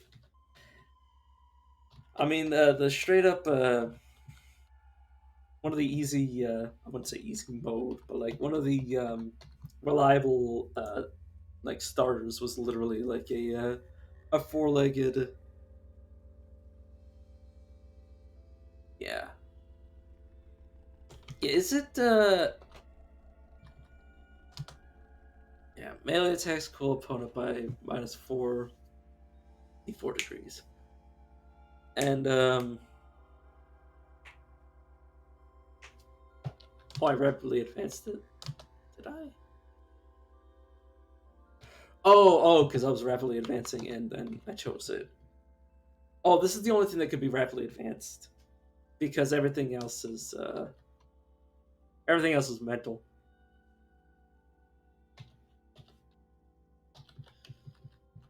Yeah, very very nice. Oh, that's nice.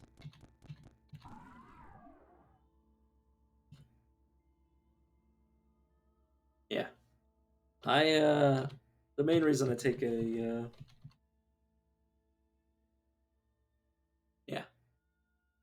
Yeah, I've seen that happen a few times. I didn't even realize it was happening. Like I didn't know that they were capped until I. Oh God. Yeah, just fire lasers at this thing. I was trying to fist fight a jilted lover. I'm like, why am I dying? Uh,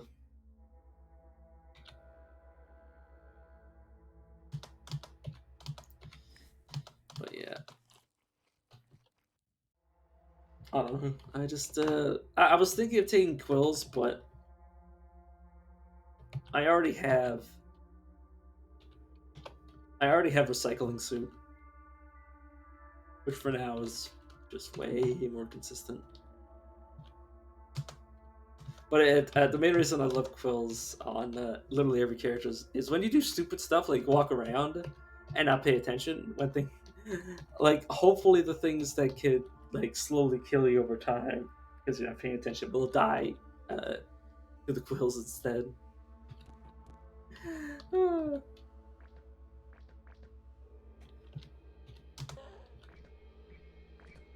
Really, seed spitters. What did I do to you, bat? I need to back up when my light comes back. I have 100 skill. Hmm. That's one to my dodge value. Yeah, I don't think I'm gonna spend all those points, all the skill points on that anytime soon. Oh right, tactics. I keep forgetting that things get dragged up to the top. All right. And no, I'm good. Shake it off. I don't want to be stunned, so I'll take that. I'll eventually grab.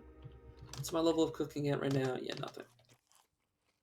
I just want to take things before I forget to take them later. Also, I keep getting into melee. I'm forgetting my weapons. It's like a man with a gun, just like walking up to somebody and it's like just hitting them over the head with it. Is this a hat? Yeah, it is. Damn you. My spitter. Or seed spitter, I mean. What the heck? Then why are you pathing that way, game? There are other ways other than through the shale rock. I talk to you. He has a nugget, so I'll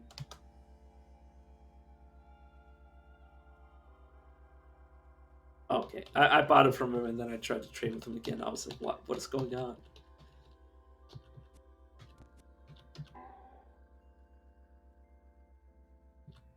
But yeah.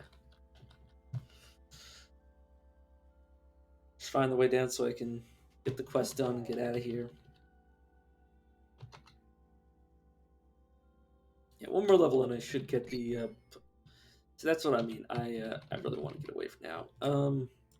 Freezing Ray.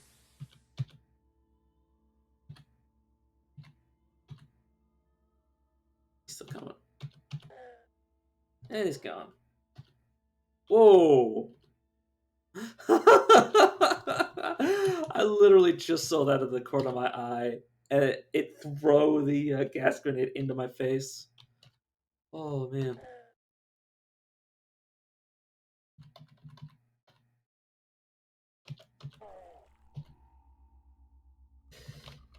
Oh shit! I don't know if you can see it on camera, but like I looked down at my screen and just was like, "Is that a grenade being thrown at me? Is that a grenade exploding in my face?" Oh, whoops.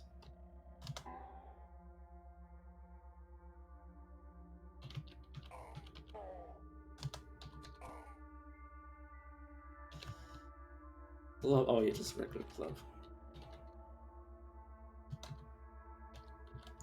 A vase. It's empty. I'll collect the cider. I like cider. You never know what might be the cure to glut rot.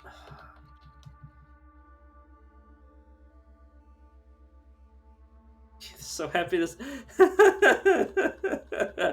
Oh man, wouldn't that be cool if you could like catch stuff that's thrown at you in this game, and just like catch a thrown grenade, and then are just like you have like a single turn where you can like consider your life choices that have resulted in you holding a live grenade in your hand.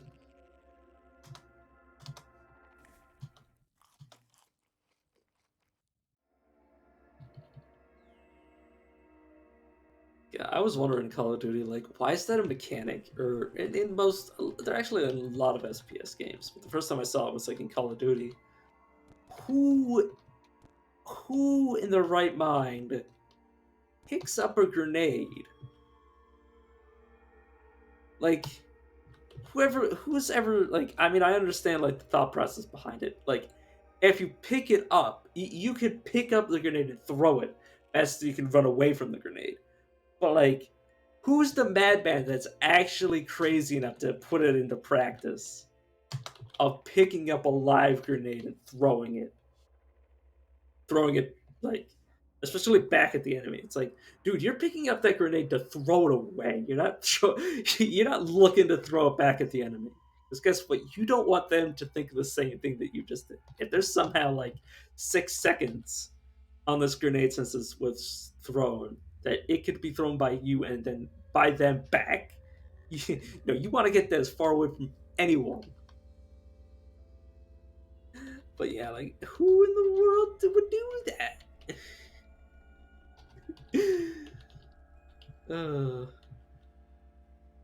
Yeah, there's training to throw it. Yeah, but there's also training to throw it so it, like once it hits the ground, it explodes, like to cook the grenade. But again, and yes, I know training, but like, who in the world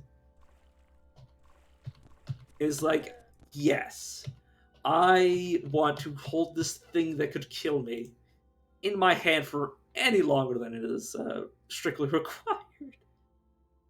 Oh. But yeah, I am aware of the training they're in to throw it back because odds are, if you're in an opportunity where it's either pick up the grenade and throw it back or die, you should know how to do that. But it's just insane to think of somebody in a situation where they're like uh, deciding that in that moment, that split second decision of like, yeah, I'm either doing this or this is the end. I didn't want to get to a dark place, but like that's I don't know. I think about things like that all the time. Okay, I should just back up. Stumble in the dark. Yeah, adrenaline. Yeah, definitely adrenaline. Yeah, no thinking. That makes sense. I mean, I just I could never be that person because I would just freeze. And I know what's more with the training thing is that they are trained not to freeze, but I don't think you can ever train away the instinct fully.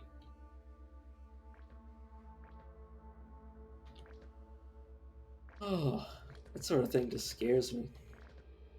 And I know a guy I was talking to that's from the military, and just like you, he mentioned the training, and I'm like, how? It's like don't worry about the how. They just do. They just train you to do this all that stuff, and I'm like, man, just terrifies me because I hear about like how like if you join the military, you're basically like you're gonna have to become a military man. Like yeah, fatigue repeated physical drills, yeah.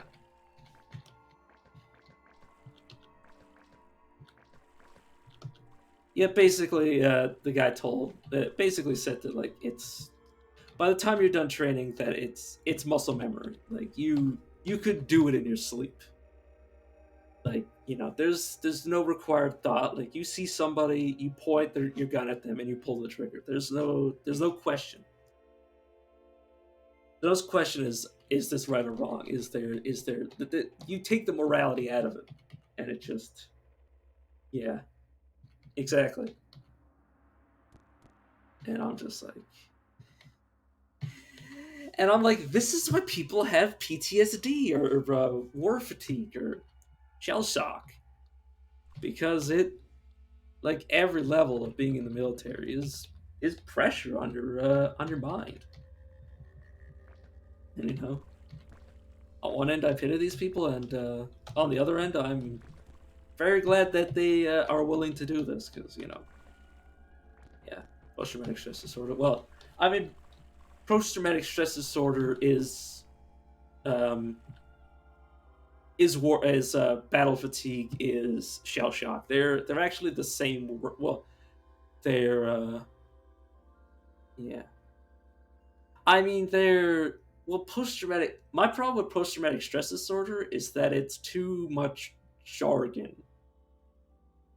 Is that like it's just like it's just fact that it's post traumatic stress disorder. But like the thing is that if you say you have post traumatic stress disorder, people don't automatically click in their mind like, oh, you're a war veteran. You have like you're this yeah, but it's not. It's too general. That's my problem with it. Is that it's too general. It's that it's a big shoe, and anybody can wear this big shoe. Yeah, fair enough. But I and it's also like just and like obviously I don't want to like disparage these people who have gone through traumatic moments, but like the sort of trauma that you experience in war, they're yeah, definitely. But there should definitely be like a word for if yeah.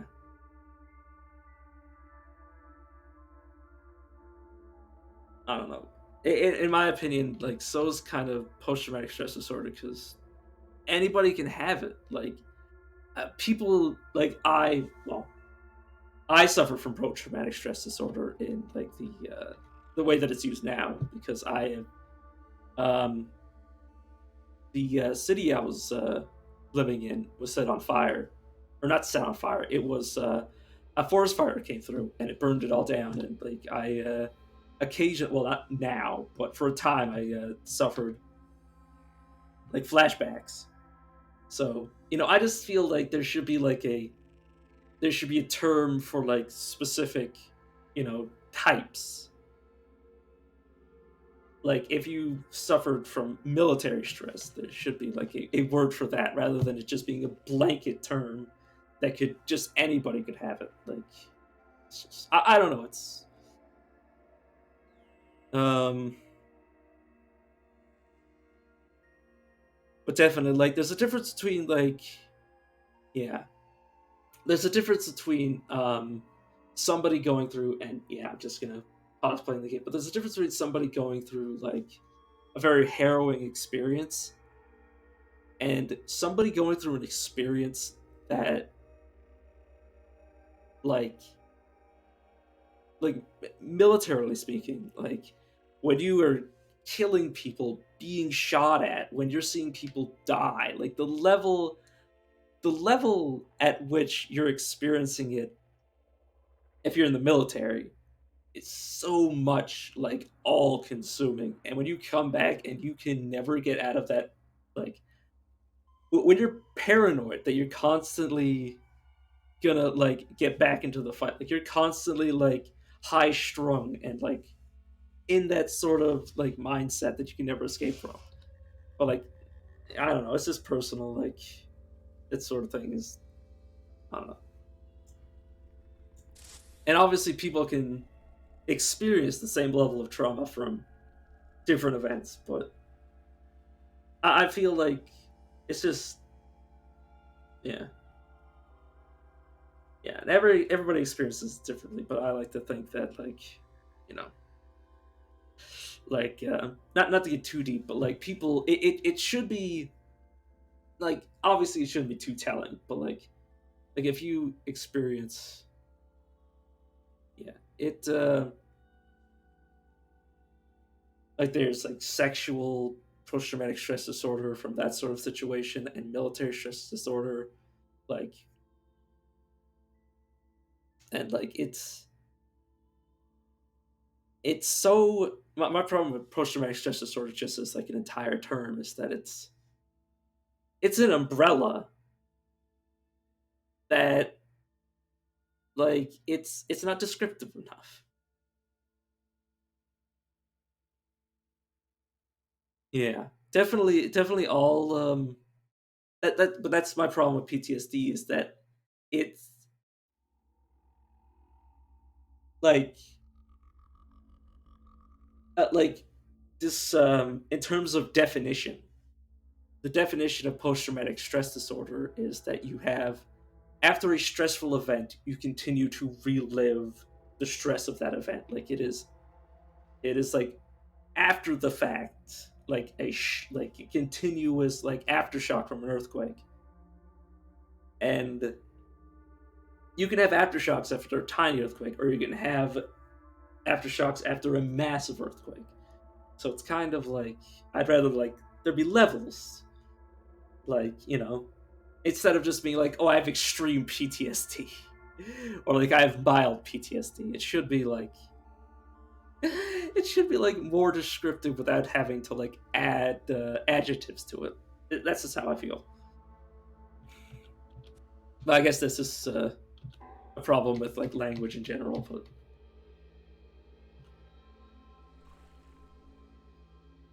yeah, but obviously battle fatigue especially because it sounds like they're just tired from combat rather than like a lifelong affliction from combat.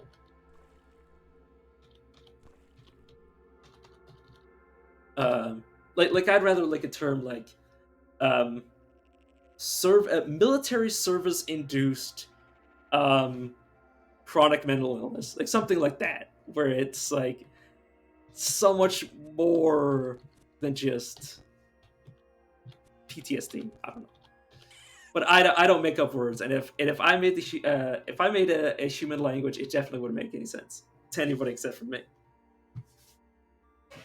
But yeah.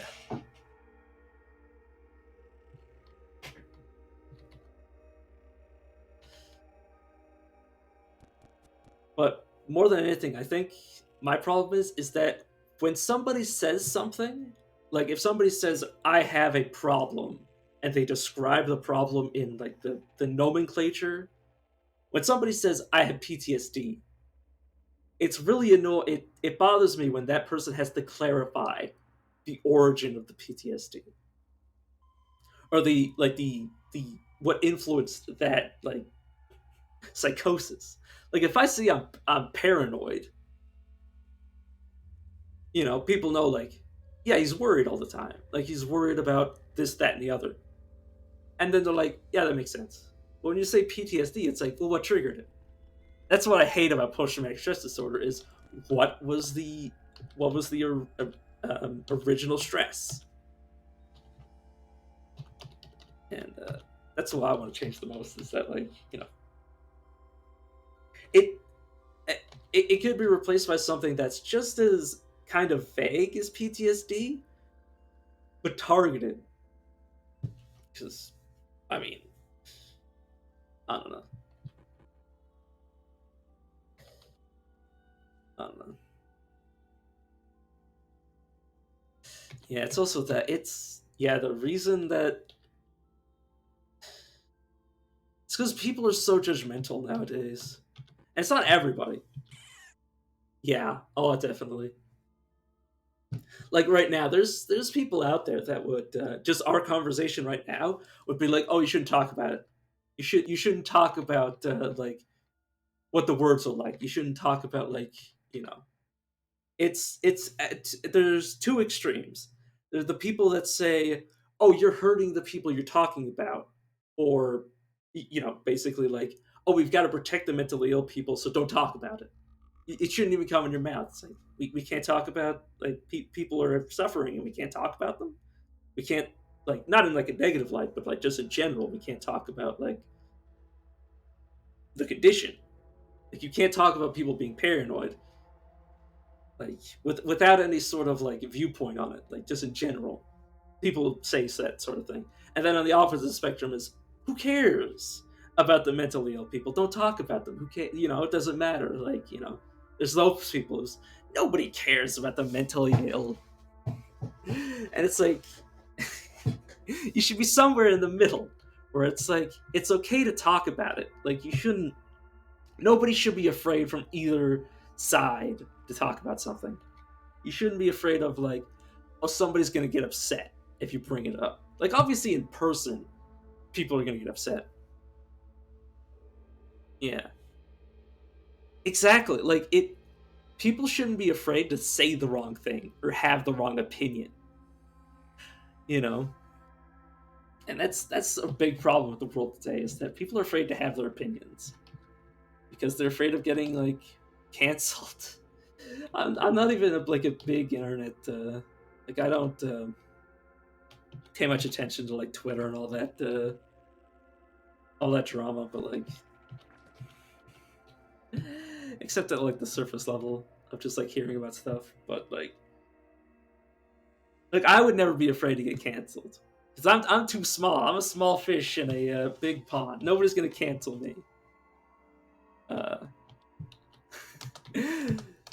so I have diplomatic immunity, but people shouldn't be afraid to like have like the world. People shouldn't be afraid to have opinions. Is what just and people are nowadays, and it bothers me so much. Like people should be allowed to have the wrong opinions without being like as long as they're not an extreme, as long as they're not like I don't even know what I could get banned for by saying some of this stuff, but like if somebody says you should be able to abort a child that's already been Like, you should be able to abort a 3-year-old child. Like, no, that's too extreme. that is that is that is absolutely not okay. Like, you can't have opinions like that. I'm okay with those opinions being a no go, or yeah, people also don't need to have opinions on everything. Yeah, yes, that's true. But they should be allowed, and they don't have to share them. But they should, like, that's the thing that I've been hearing about a lot is people like eventually you won't even be able to personally have like feelings like. Have you watched like the show Psychopaths, the anime, where like people's thoughts are monitored?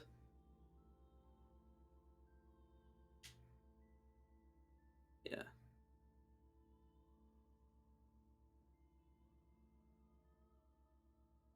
Oh yeah, I heard Dave Chappelle got yeah, but yeah, like being thought policed. Like, I mean, it's futuresque, but like also like, I mean, we live in an age where like, what if I have a bad opinion?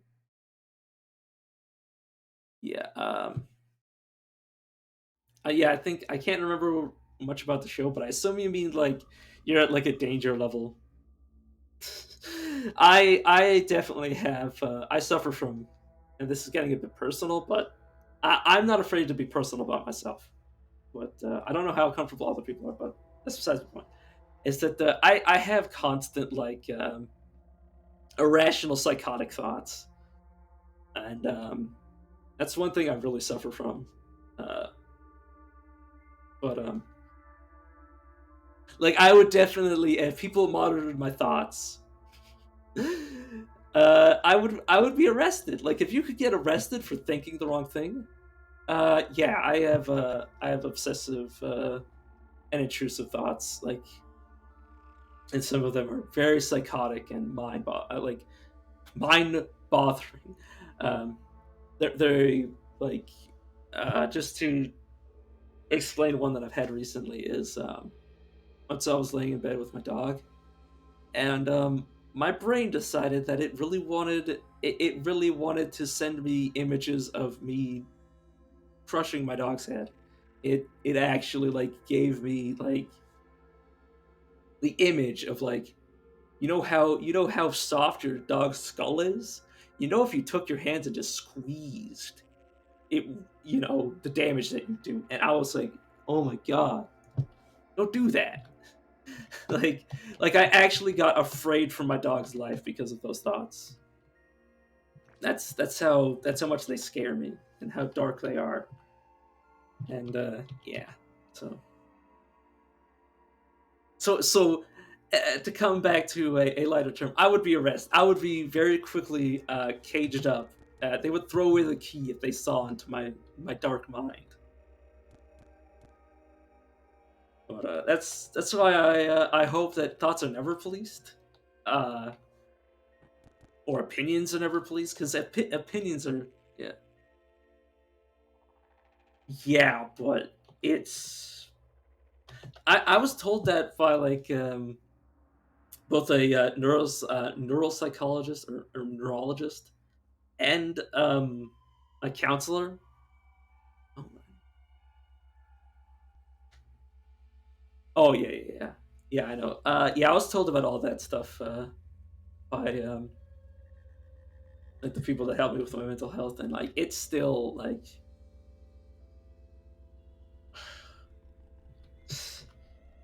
it's still hard to think about that sort of like those thoughts in my head, like because I have a hard time controlling myself at times. So uh, I fear that because those thoughts exist, I at my lowest, and I have come a long way the past 7, 10 years, like 20 years, ever since I was born. I've been coming a long way, but like there were times where these sort of thoughts, I had the emotional instability to actually put those thoughts into actions. That's how dark my life has been at times. But I am fortunate enough to be far away. Luckily, I have a great supportive family and a small group of very close friends that have helped me through it. I say as I am now very, very scared of dying in Caves of Cud to seed spitting. Okay. But yeah.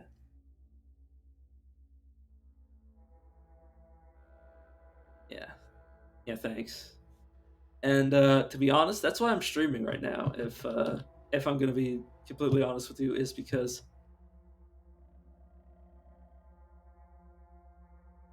what do you mean? I have acrobatics. I have the 2 levels of acrobatics. But yeah, the reason I'm streaming is because if I can turn this into a job, I devote a lot of my time to playing video games to de-stress and to cope. Yeah, yeah.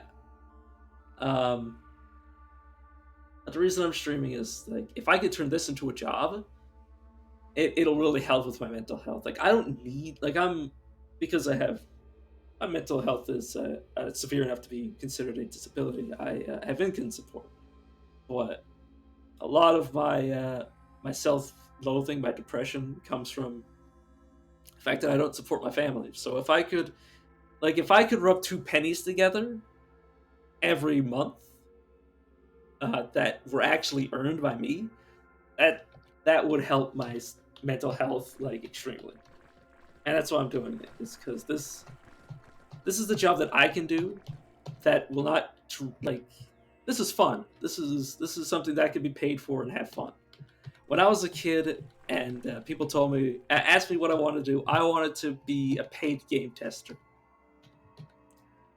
And then I grew up and I was like, that's never gonna happen. And then like all this time I've been watching people play video games and making money off of it, and I'm like, I could do that, but I never had the motivation to. And now I'm like, now I have the motivation, and gonna be I'm gonna be streaming until it kills me.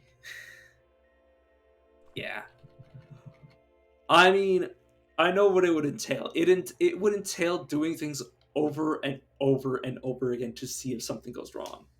To be a good game tester, you would have to repeat the same action over and over again and see if like lines of code skip and stuff like that. You would basically also have to be like a computer whiz to do that job. You couldn't like if you're a game tester, you don't just play the game. You also check the code as you play the game.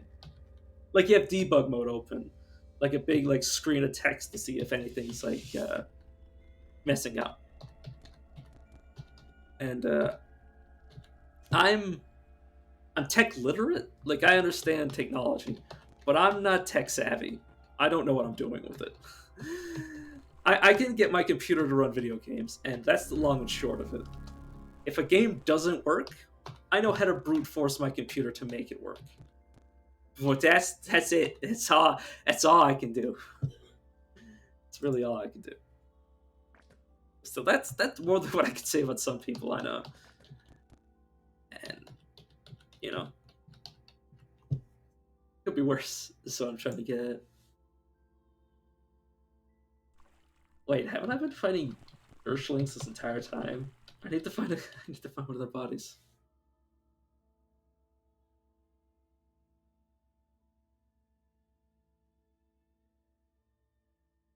Yeah, exactly. That's what I also know is that game developers skimp on playtesting. They are and they're looking for anything to cut, as you said. And basically, like the only way I'd get paid to play games is if I was also doing other things on the game. Like I would probably also have to be a programmer. Like I couldn't just be a game tester. But then, and this is getting a bit inside baseball.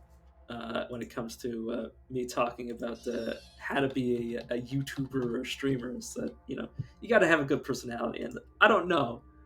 I think I have something on offer that most people don't really have. Is that well? I mean, some people do.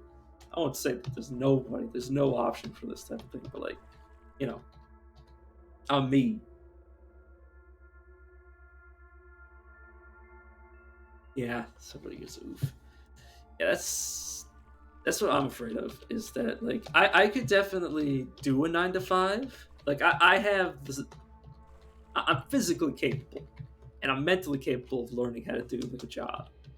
But it's keeping that job like consistent.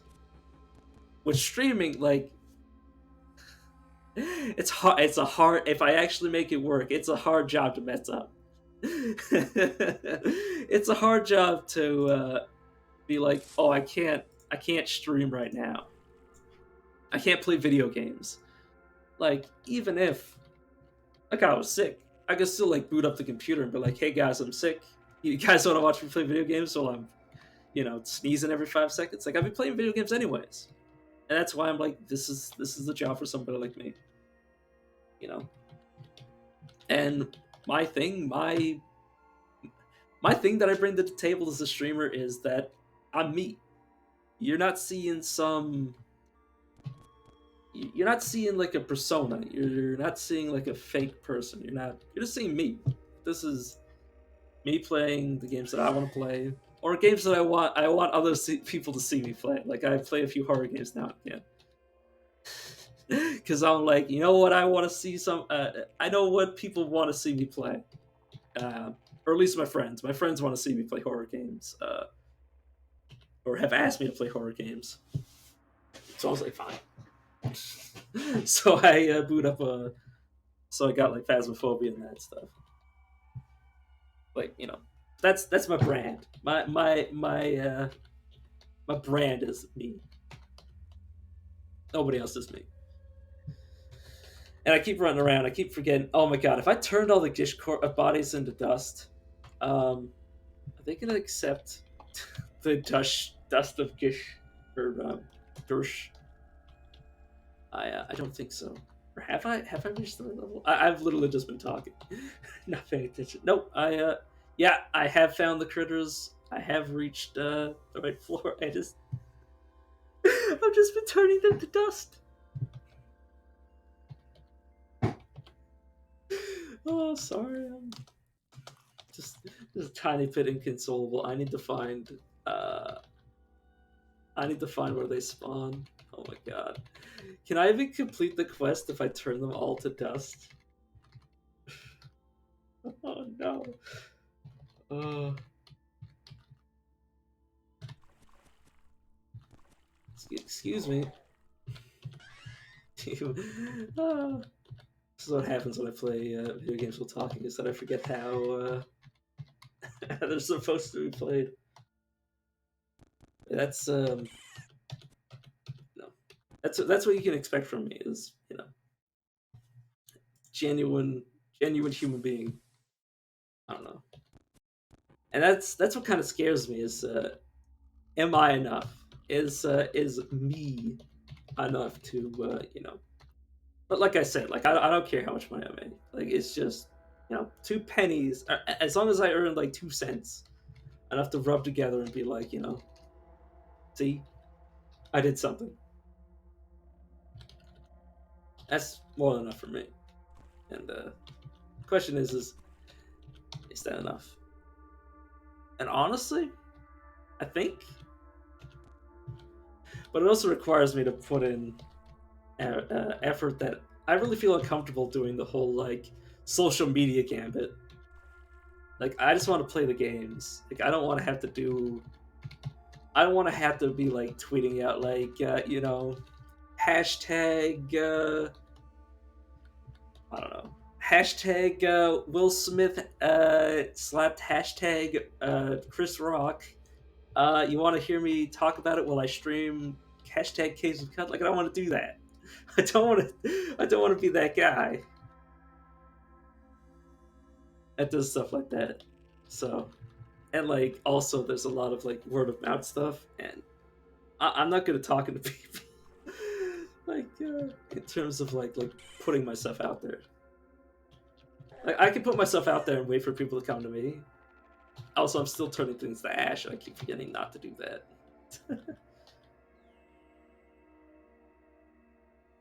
Yeah, next, yeah, networking. Yeah, that's the word I was looking for. Networking. I don't do the networking. Like I've let me do some inside. I call it inside baseball. It's basically just where I talk about where people talk about the thing that they're doing, that they quote unquote know more about than the average person. Let me open up Chrome for a second. Um, not stream manager channel. I'm just trying to look at my hours over the past 30 days. That's all that's all I'm looking for right now. The producer, creator dashboard. There we go. Just, where is? Oh, there it is. Insights, channel analytics. Or no, stream summary. No, okay. Sorry, I'm like clicking everything. Okay, there we go. In the past 30-day period, I've streamed 151 hours. Of the past 30 days, I've streamed 24 days. So I got the hours down. There's no doubt about me putting in the hours, and I will continue to put in the hours because I basically told myself that I am 90% of the time that I play video games, I'm going to be streaming them, and the other 10% is me like playing League of Legends by myself, being like just like relaxing, where I don't have to like say anything. I like playing some Hearthstone just by myself. Which, like, if I end up with people that want to watch me play Hearthstone, perfect. If not, like, you know. But yeah, but most of the games like cut. Like, I'm never gonna play.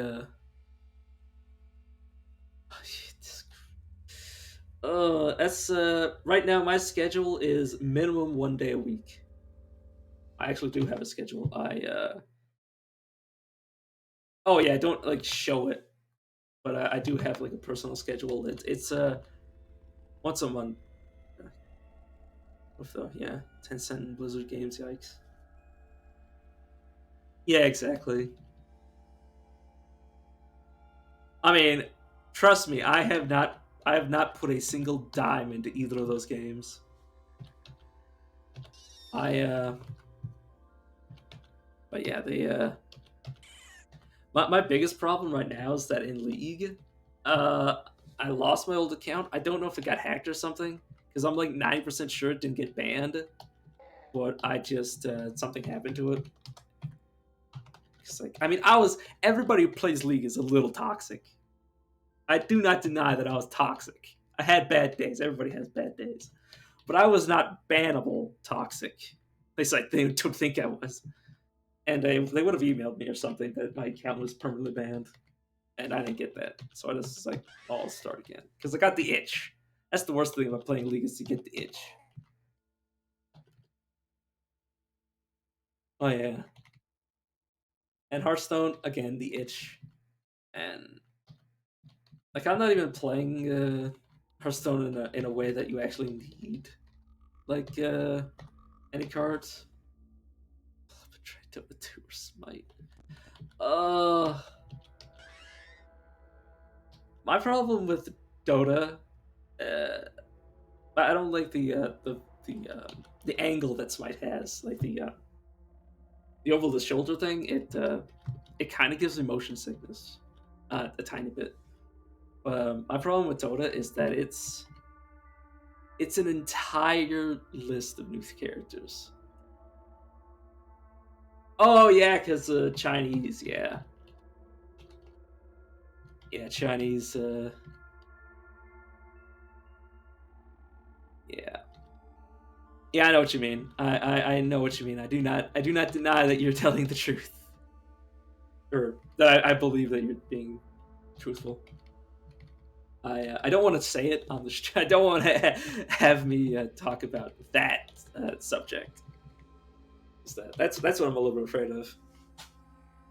Don't know if I could say the big G word, and Papa Jeff might get a little bit upset if I say that. I don't know. I don't know what I should be afraid of and what I shouldn't be afraid of. But yeah, or the big C. But, yeah, yeah. I also, it's not even just to bring up like a side tangent about that. It's like, it's not that I dislike the Chinese. It's that I dislike the Chinese government. You could be Chinese, I'll be your friend. I'll talk to you all you want. But yeah, yeah, like Chinese culture, nice. I like the Chinese culture, but the current Chinese government is a bit too. It's a bit too much. I think I might have. I think I might have screwed myself out of the Red Rock West. Because I turned all the gish or gersh into sand. But yeah, yeah, they're a bit too extreme. You can say it. I'm not gonna tell you not to say it, but I will try to avoid saying it myself.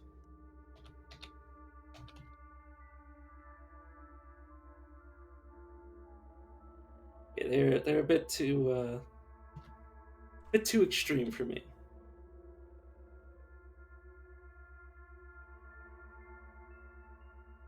Chilling effect.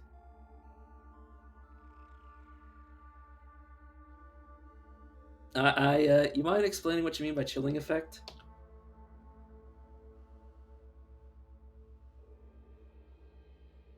Because I can assume what you mean. Oh yeah, the social. Oh yeah, that. Oh god, that's what I hate the most. Is that in China you don't get canceled, you get excommunicated. Like you legitimately the government literally sees you on you don't get in China you don't get canceled by people on Twitter. You get canceled by the whole fucking government. That's what it's like to live in China right now. That's that's what they have to deal with. Yeah. Oh yeah, I see what you mean. I the only reason I'm like that is just because I want to turn this into a job, and I'm a little worried. Uh, I'm more worried about YouTube. I'm more worried about Mama Susan uh, nuking me from orbit than I am of Twitch nuking me from orbit. But yeah, I yeah.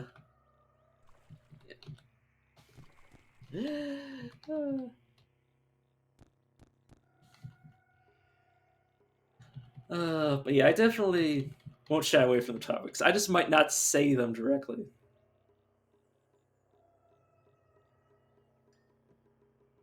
Oh yeah, they'll be on me. This is very true. You got me there. You got me there. You got me there. Um, you got me there. But that's for when I'm too big to fail. Is when I start espousing my political beliefs. No, it's no, but well, yeah, exactly. Once I'm once I'm too big to fail, once I have a following that no problem, man. It's honestly the one thing that I want to do when I stream is talk to people. Because having a conversation is so much better than me just talking to myself. And that's the big problem. Is that when someone comes in and sees me just talking to myself, I'm like, oh, what do they think? But when they hear me just talking to somebody, they're like, oh yeah, he talks to this community, that sort of thing. That's what I want to build. You know, just conversations basically. I don't know, which is why I should probably get a Discord, but also, I already checked. Discord way too often, and if I had like a community on Discord, holy shit, I would actually lose my mind. uh, well, asked me anything on the stream or chatty. Yeah, it's true. I don't know. I kind of don't know what I'm doing. Yeah, chatty. Why not? Let's change it. Let's add that Jag. I don't know. I don't know how the search engine works. I don't know how any of this shit works. I'm just hoping that I'm just hoping it'll all work out. Just put in the hours and eventually I'll I mean, I got 20 followers in a month. There's people I know that don't even have people watching them until they were like years in. At least what I've heard from like word of mouth. I'm I wouldn't say I'm doing my best, but I'm putting in effort. I'm not doing like the minimum requirement. I don't know. I don't know, to be honest, what I'm doing. Wait, which me is me? Okay, I'm me. That wasn't descriptive at all. Yeah, I've probably leveled up a few times while I've been not paying attention at all. Currently, as far as yeah, I should get cooking. Yeah, and butchery just so I get more things. Speaking of which, I'm going to see if I can preserve anything. Whoops. I can't. Let's see what I can preserve. So wafers and star apple. It's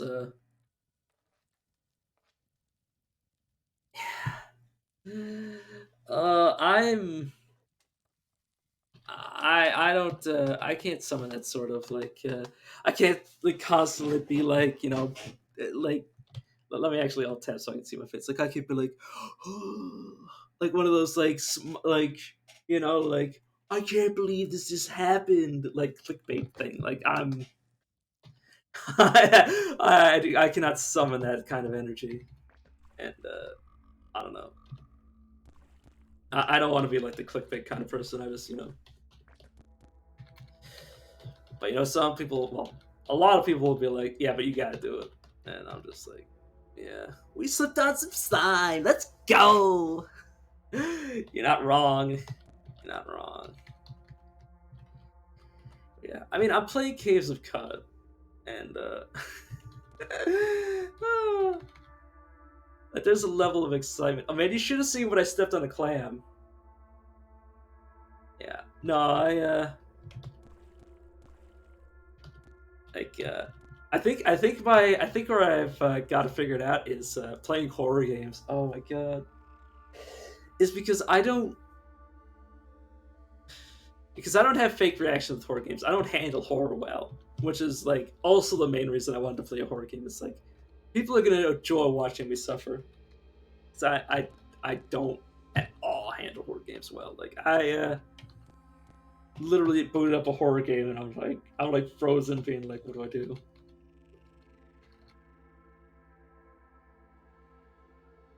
Somebody please save me from my own engineered hell. Honestly, I think that VOD's soon to be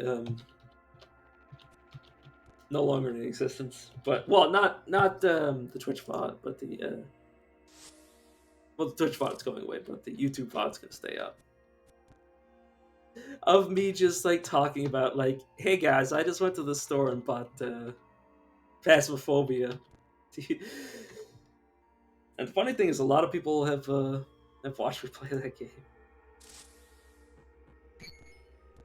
Yeah, it's gotten to the point where I'm like, I'm no longer scared of Phasmophobia, except for like very few select times.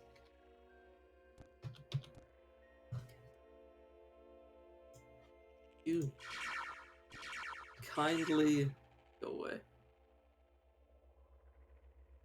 Yeah, Phasmophobia. I just enjoy it because I enjoy the teamwork aspect of the game, where you work together to solve the ghost. I can't play it solo. I've tried to play it solo, and I just like actually I can't handle it. I that's the thing. I have two modes in horror games. It's either I'm very scared or I'm not scared at all. And when I play solo, I am either can't do anything, like I can't even go into the house, I or I don't even talk. Like I can't even talk because I'd be too scared to say anything. Like so yeah, that's why I haven't tried playing that solo. But I also played Darkwood, which is fun, but I think it's not my type of game. Like it's kind of like roguelike-y, but I don't know.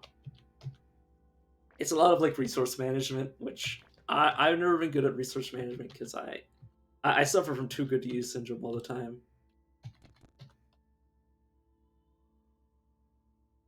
But it's scary. Like I'll give it that. It's horrifying.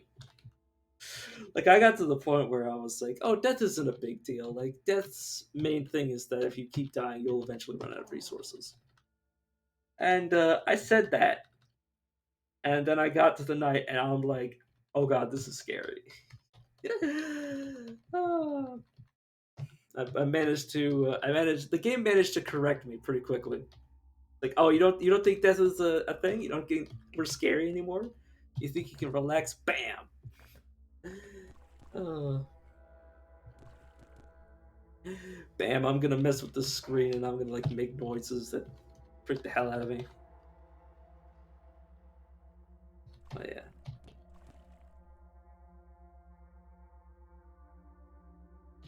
yeah. It's I mean, Phasmophobia. My big problem with Phasmophobia, even when I was like in like the honeymoon period with it.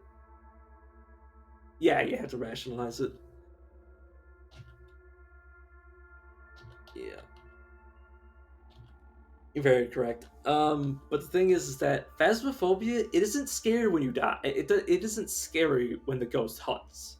It's scary when the ghost does events. The events scare me more than the hunt, because I know what I'm doing when the hunt happens. Yeah, the hunt makes sense to me, but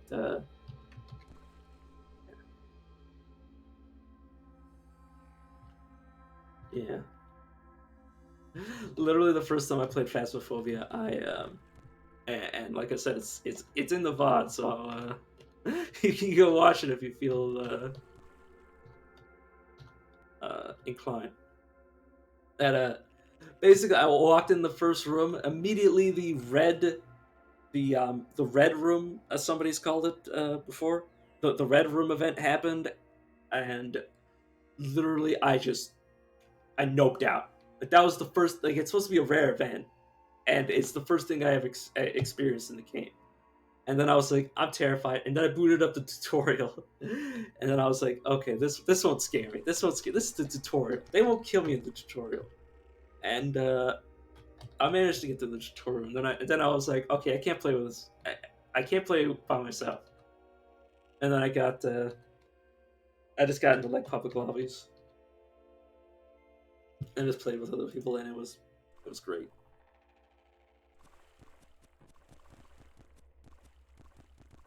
And then the funny thing is that like the ghosts never did events; they just hunted.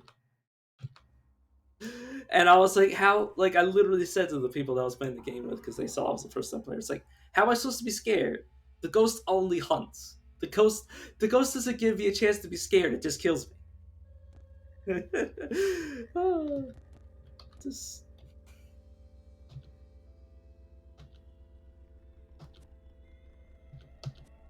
oh yeah, I've been in some bad lobbies, but usually, I'm always the one in the control of the lobby. So if somebody's like, or sometimes I'll just like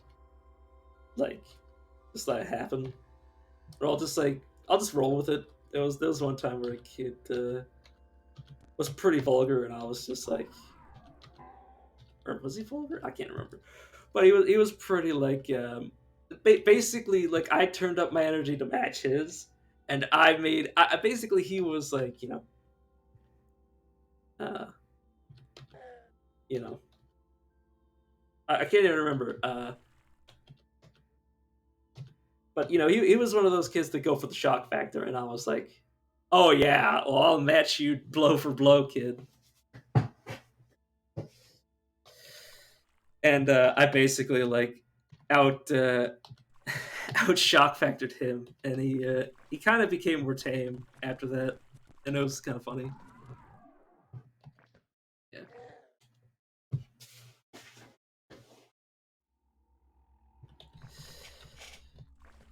but yeah, that's where I say like I won't get into like deep too. I won't deep my toes too far into the political thing, but like I'll act a fool. Like I'll definitely act like a unhinged madman, which is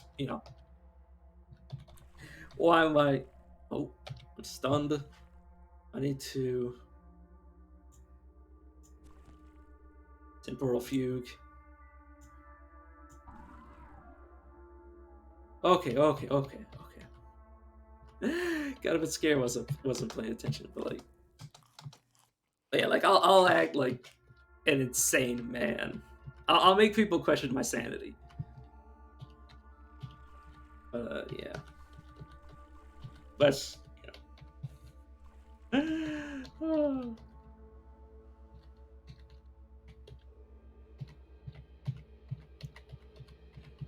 yeah. I need more armor value. This is very true. But I'm literally in like the tutorial areas, and I'm fighting just like I'm turning everything to ash. So I don't. Do they even drop equipment if you turn them to? And yeah, they do. But I haven't found any like interesting equipment on any of them. Once I get the recoiler, or not the recoiler. Well, yeah. Well, once I get this quest done,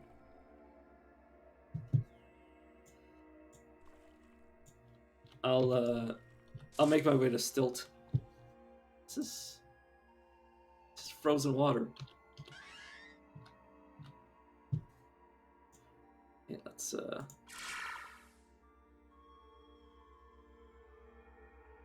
yeah, see you around.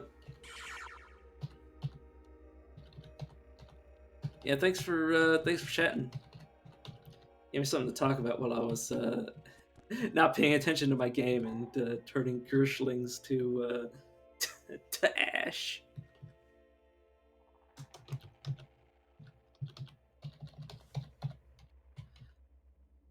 Oh, yeah.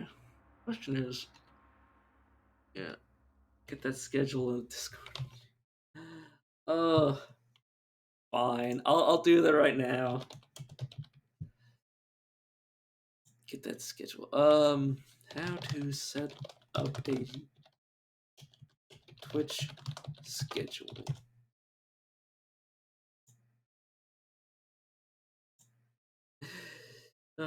Yeah, see ya. Yeah.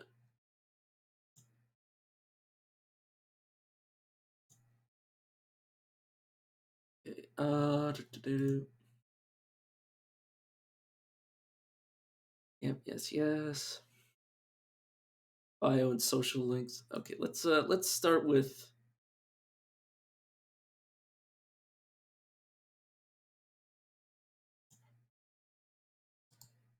Let's start with adding stuff to my channel. Just live me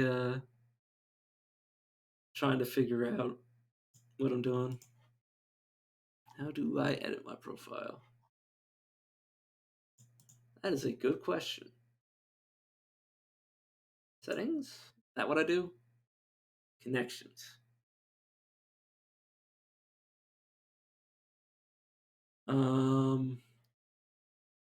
Okay, my Discord is connected. This is true. Okay, settings, channel, add link. Let's. I just looked at Discord, and my my D&D buddy is Start from the template. Gaming. Gaming. Club. Community. Calzard.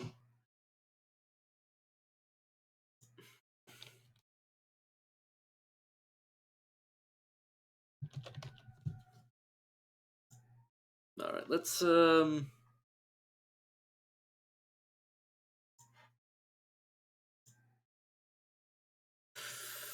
okay, that's a little bit too ridiculous. Anybody? I had to look to see if anybody was like, there we go. That's perfect. Okay. Got it.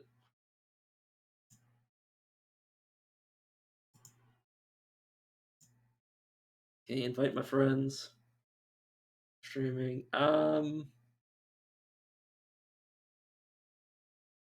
Okay, now how do I link this thing? I don't even really know how to use Discord. Yeah.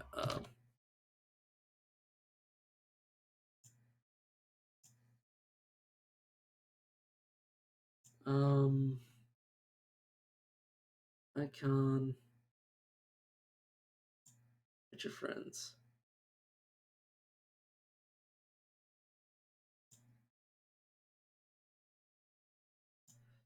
Okay.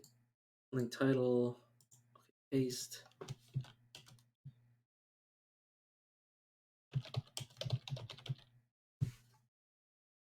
Okay, add. I assume that's gonna work. Okay, now the question is, well, actually, let me just verify for a second. Oh, do not go back to Twitch. I do not want to accidentally record somebody else's broadcast. It's should work. This is okay. Okay, this is obviously an invitation to my own Discord.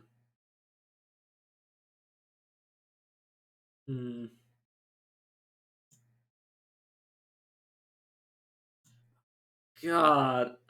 Oh, I'm actually terrified. A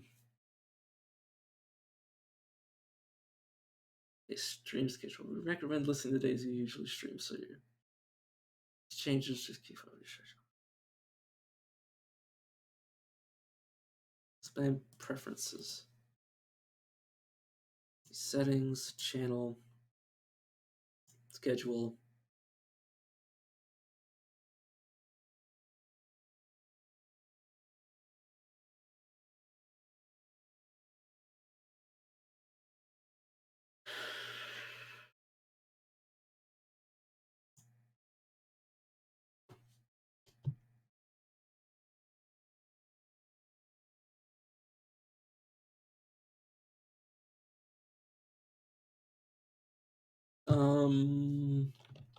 Yeah, sorry if anybody's actually coming in while I'm doing this. I'm just trying to set up like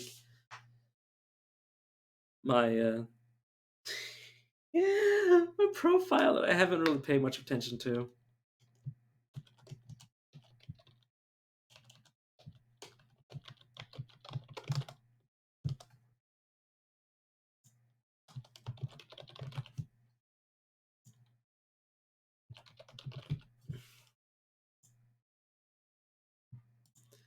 So wait, can you edit panels?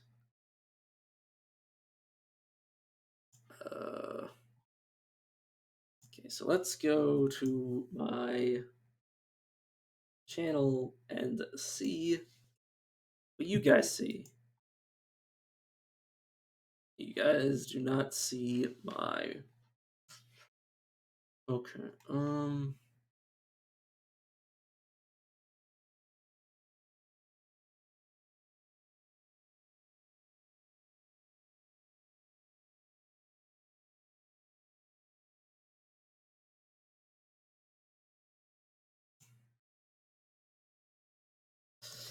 How to make Twitch schedule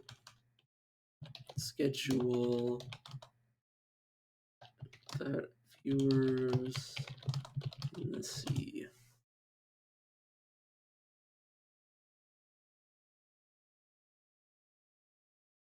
Okay, so I should download Streamlabs. Is basically what I need. Fair enough. Some truly inside baseball shit.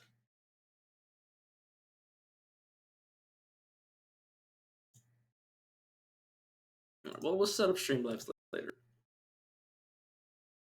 But that would explain why. I mean, that'll probably help. But all right.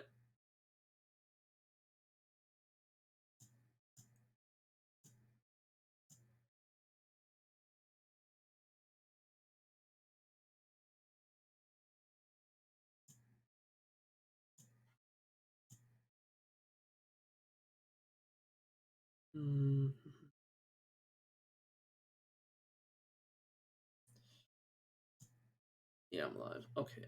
Yeah, let's Oh no, why did I make a disc? Why did I Oh, now I need to uh, oh shit.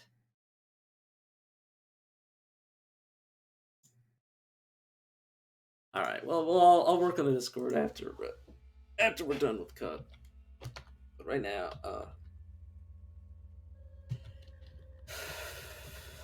sorry about that. Let's continue. There's not gonna be a break in the video where I do that. Like, I'm not gonna.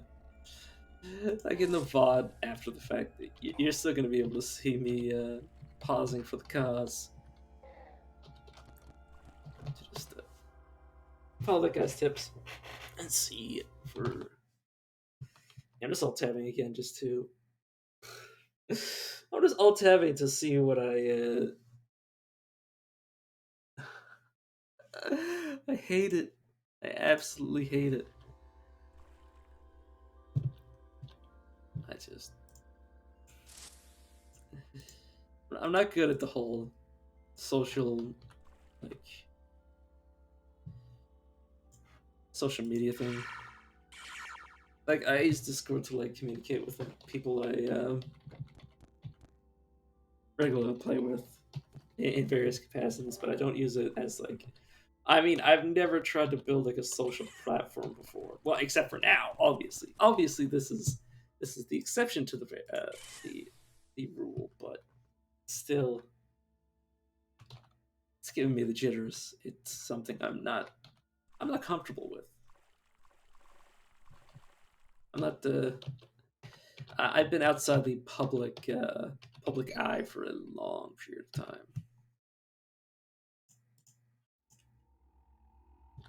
Long time.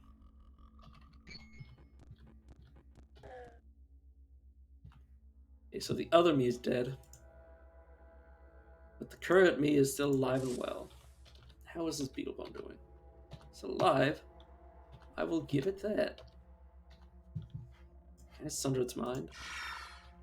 There we go. You know, the funny thing is, I don't even know what I'm doing right now. Oh, yeah, I'm getting. I've been so distracted. I've been messing up. I've been trying to get wire this entire time. God, light manipulation is actually broken. Man, I am surprised I forgot about light manipulation to be. Like, I'll say it. Like, I legitimately, like, completely forgot it existed. It is a very powerful. Oh, there's some wiring. I will have to swim for it. Ooh, that's a carbide hammer.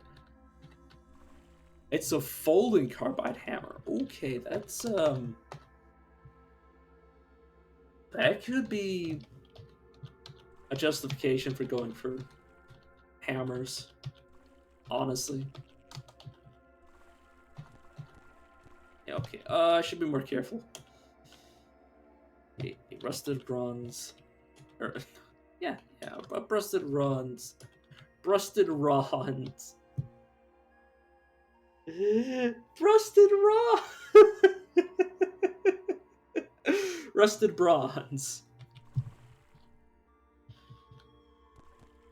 I'm not gonna be able to get over that. Oh, rusted bronze. Rusted bronze. Just. We'll see. We'll see where the night takes me.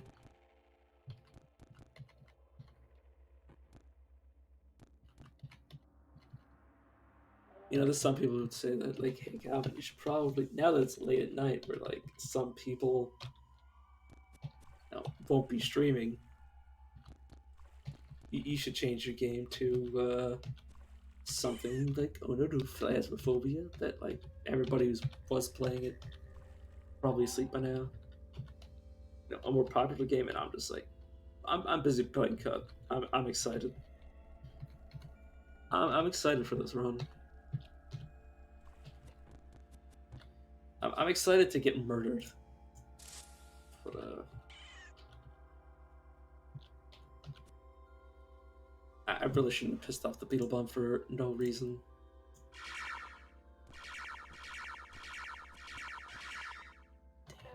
Yeah, the thing about Sunder Mind is, you guys just saw how it could kill if I just stand still. It will kill a Beetle Bomb.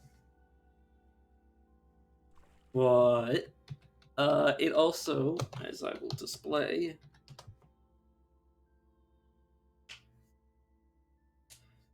for 10 rounds, you engage in psychic combat with an opponent, dealing damage each round. Okay. After the 10th round, you deal bonus damage equal to the total mana you've done so far. So basically, all that damage at the end of the ability will be doubled, which is pretty incredible. Let me keep reading it. So it lasts. So it's always gonna last 10 rounds, by the looks of it. I believe the blue text is what can change. The blue is what can be modified by leveling it up.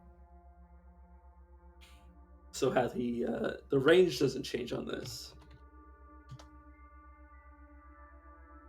Laser penetration changes on this, and the damage and the amount of charges. Charges as in the same amount of radius, which you can see.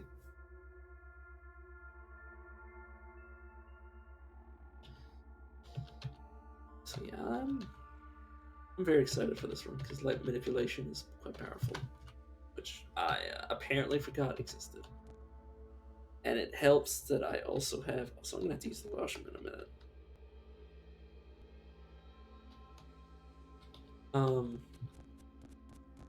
Yes, I'm fist fighting a spider.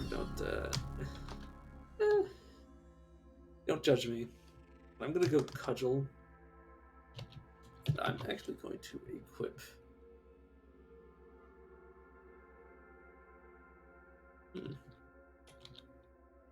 Oh, when you have flaming hands, your hands are on fire, but apparently the icy vapor is not there. Or the icy vapor is not part of the thing. So let's yeah. A lot of slime encrusted stuff. Let's see what's what. Hippo. My brain just like muscle memory told me to say what's what in the butt, and so I said it after I laughed, thought about how stupid it was, and then told you guys about how stupid it was, and then said it myself. No, why not? Why shouldn't I say something stupid? Also, how I'm like only half paying attention to the game. At best, I'm paying half attention to the game. Normally, once I get like a run like this, where I'm just like just relaxing, I would normally like play music or something. or watch somebody play YouTube. But obviously, I can't watch a YouTube video when I'm streaming. That would kind of be like a conflict of interest. Or well, like I couldn't just like. I mean, theoretically, I could like get like a like separate audio going on so I could hear the music, and you guys couldn't. Or I could like make music that, or not make music, but find like copyright free music that is safe for me to play on stream, and then just like zone out. But I feel like that wouldn't go very well, man. That's why I want to play a game like Disgaea. Because Disgaea has great music, and you can kind of edit the music. At least I believe you can. You can edit the music to place in the item worlds. At least in the old games, you could have it so you could have it so that music plays. And I don't know about you guys, but uh, if if I get in trouble for playing in-game music,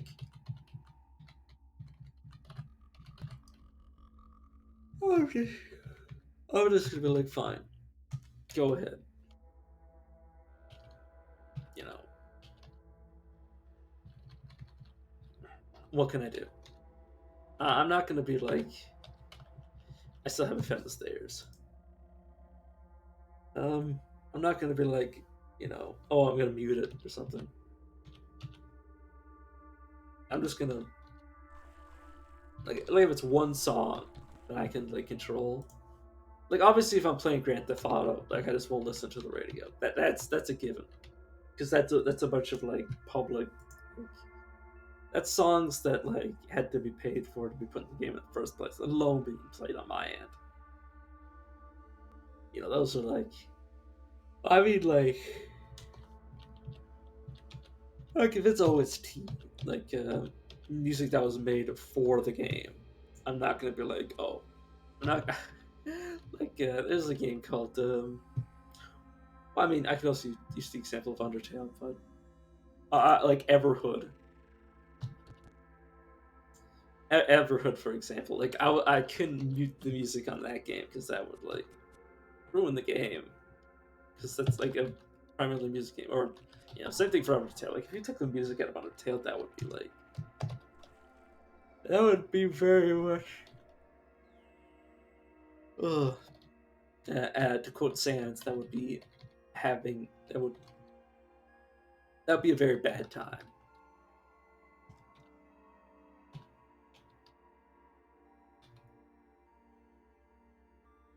I don't know.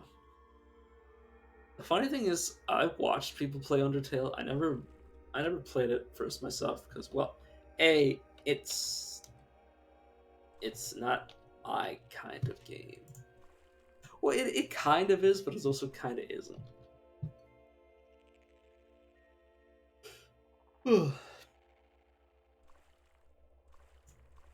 But yeah, I never really played it myself. Which might get some people like way after the fact to be like, "Oh, Cal, you never played Undertale? You gotta get it and play it on stream play." It's just not my type of game. It's kind of the antithesis of the kind of games that I like. It's like a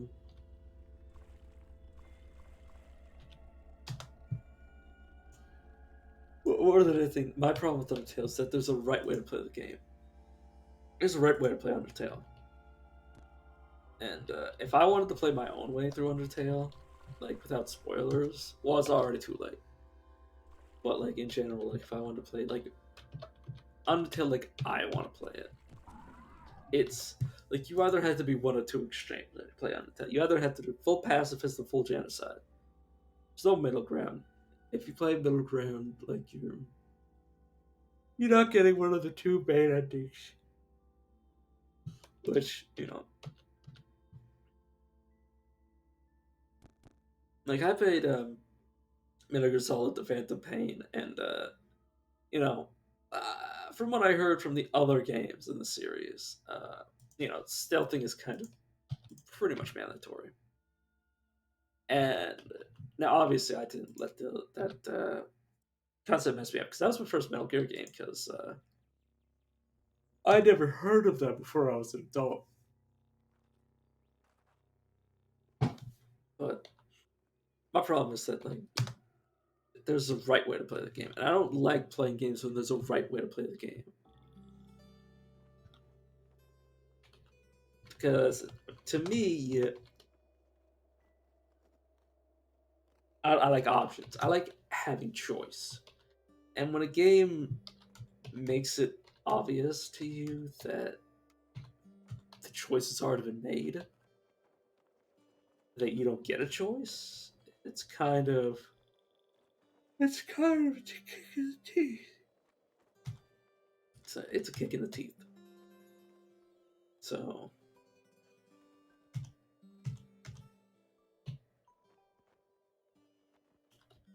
so I just that's my 2 cents. And that's kind of my problem with Undertale is that there's a right way to play Undertale. Yeah. You play Undertale. You play pacifist, and then you choose whether or not you do genocide. You can't do genocide first. Like if you try to do genocide before you do,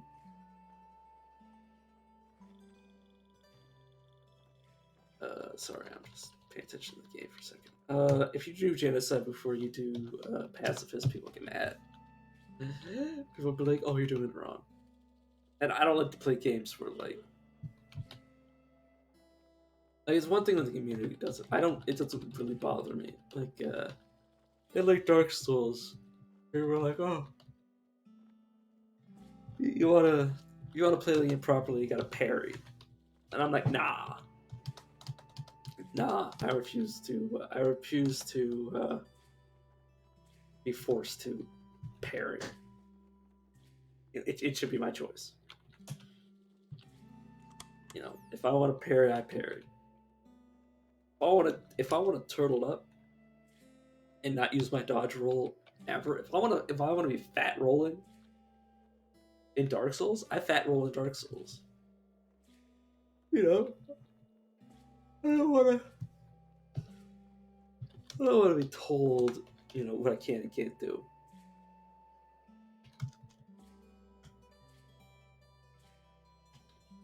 Oh, I can sell individual strands of wire. Cool, I suppose.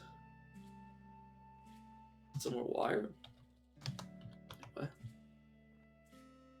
Oh, he's in great spectacles. Let me, after treating with dogs, Quim III convinced them to help him.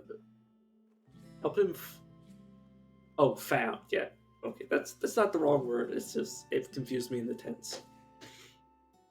Help him found an academy in Talil for the purpose of studying circuits. They named it the Academy of the Computerized. Actually, a pretty cool name.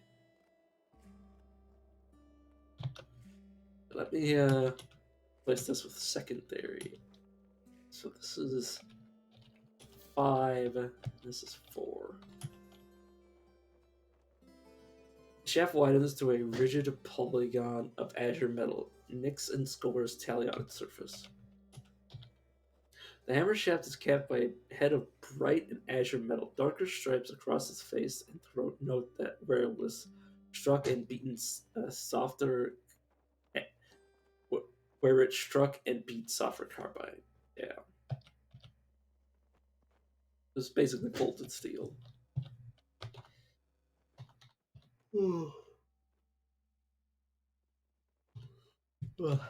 Sorry.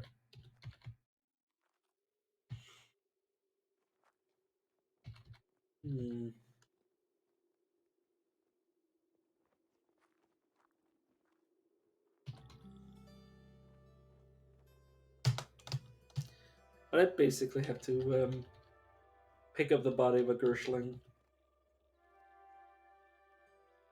This is a rune, by the way. Monkey Noises, this 12-ringed baboon hermit. They are apparently impossible to defeat.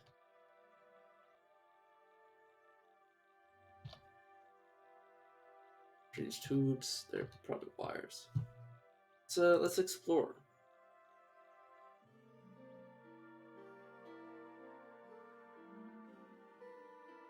Oh, this is interesting. So can I talk to you? You're a statue. Okay. Desecrated stone statue of.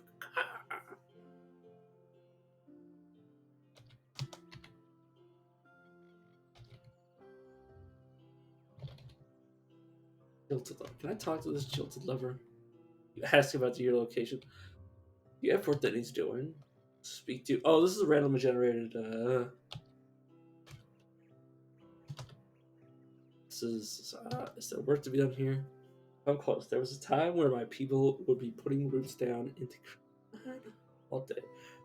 But after learning the purity of spreading the gospel of water, we changed our ways and fashioned new rites.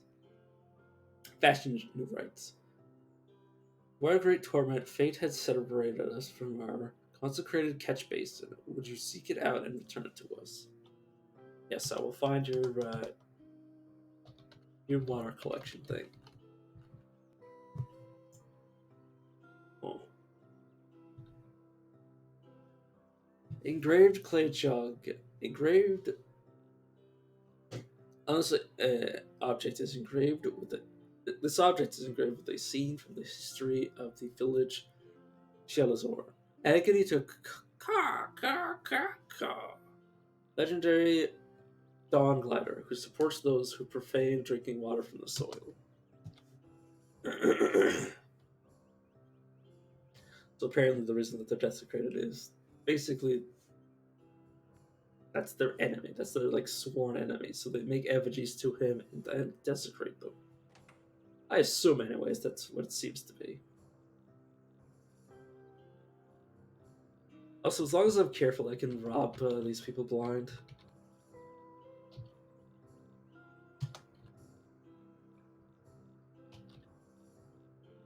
Hammock.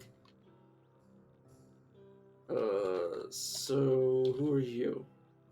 Elder plant chat. He's hated by grazing hedonists for leading a raiding camp. Okay, he's hated. Disliked by succulents. Okay. There's nobody here, so I will. There's nothing inside. Of course, there's. Okay, there's just a. Okay, there's a water. That's worth stealing. Engraved funerary urn. This object is engraved with a scene from the history of the village Shelazor. Yeah, that's the same thing as before. Oh, whoops. Let me, this again. Okay, engraved on this is history from this village.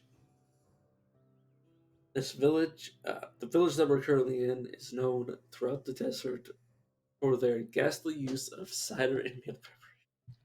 Of course. There's nothing inside it. Of course there isn't.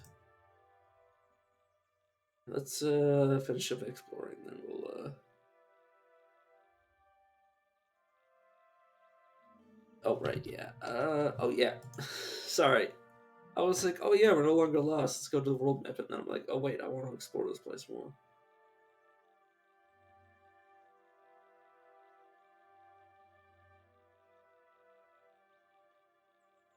So that's a camp. Let's pick up a meal. Let's go up. See, this is a village to the right of Red Rock. Cool. Yeah, your map will eventually just fill up with shit in this game. You were inspired to name your slime-stained cycling scoot.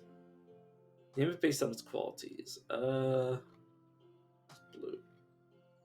Cycling suit, Devil's Luminous Vest.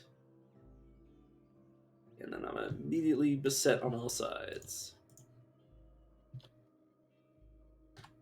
Okay, I will begin by doing that. Taking this.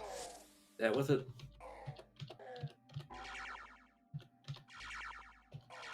God damn. Just look at that. We absolutely mutilated them. let's look at this painted short bow. In 5585 BR, Quim won a decisive victory against the combined forces of Migapar Ghetto at the bloody Battle of Old Biwan. As a result of the battle, Obi-Wan Kenobi was so devastated by smoldering stardust that it was renamed Luminous Flats. Cool. You hostile. Yeah, okay. You're leaving me no choice, dog.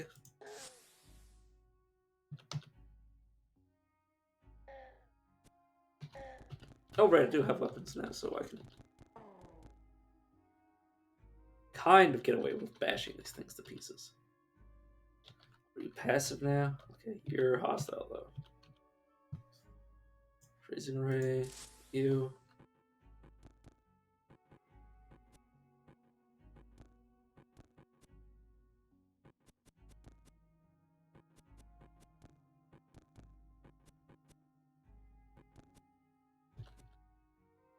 Apparently I can't hit this thing for shit.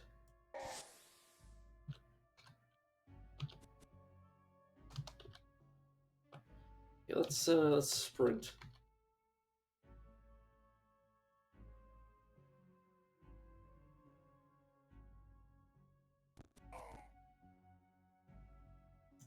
Far as Fuquay. Yeah, pretty far.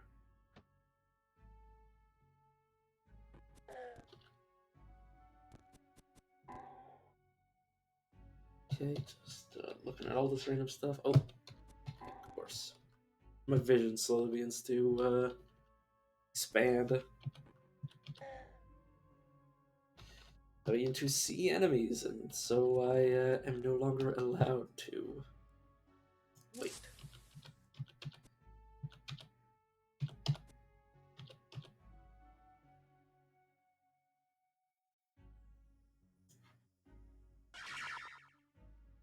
There we go. Just use Sundermind. Center judge to the east.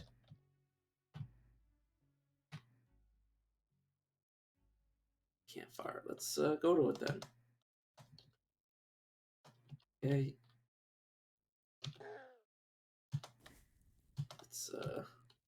Let's preserve our fresh materials.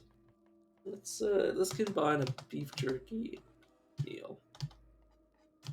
Or not beef jerky, a double jerky meal. Of max HP. That is, it's not even bad. Because max HP is really the problem. Because you want to have like a little padding. So you know when you're getting hurt. Rather than just being dead. Acting against the prohibition on the practice of chef. Okay, acting against the prohibition on the practice of worshipping the stars. Reshef led an army to the gates of Omanperch. There he defeated his brothers in battle and liberated its citizens. They crowned him the Sultan of Qud. Cool. Good for him. Let's continue to explore.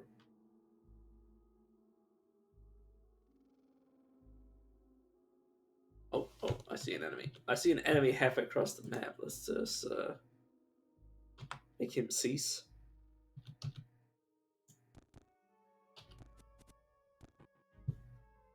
Am I smashing him with my... Or, no, he's hitting my...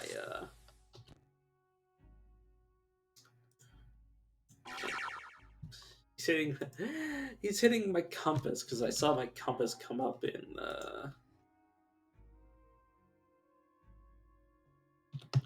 come up in the combat log, and I'm like, why?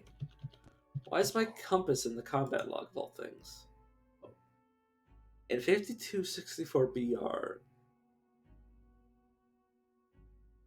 Oh god, I forgot how to pronounce his name. Quim? Quim.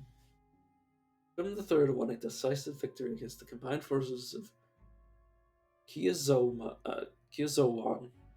at the bloody battle of the Shuravmer. As a result of the battle, the Shrubmer was so rife with electric arcs that it was renamed the Analog Decay. Very interesting.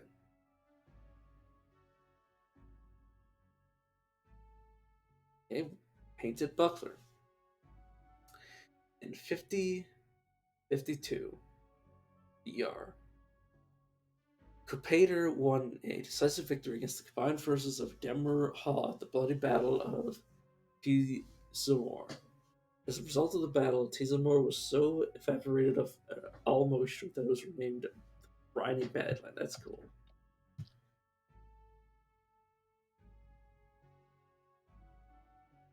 It's a crocodile, and it's no longer alive. Oh, there it is. Now it's no longer alive. God damn it.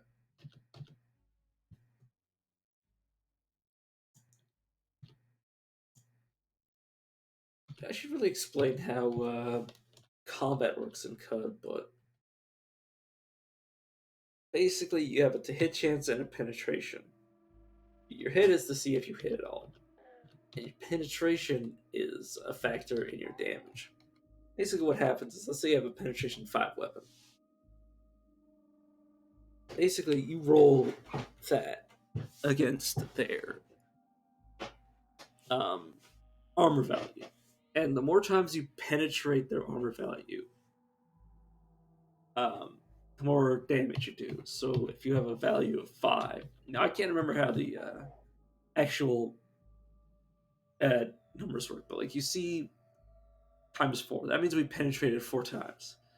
This times 3 means we penetrated 3 times. Basically, it's sort of like a crit. So you the damage is based on penetration. With damage increasing like it is, like by the multiplicative effect, is based on penetration. So if you have like a massive amount of penetration, you potentially penetrate like I don't know what the cap on penetration is, but you can theoretically penetrate as many times as you have the penetration with which to do so.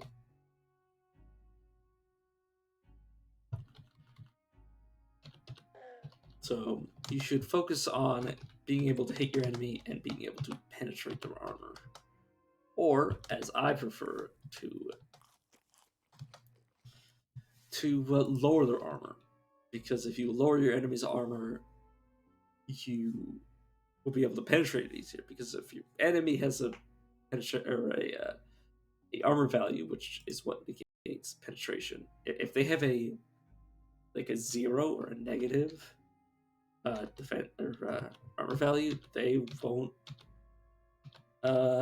be able to block penetrative attacks.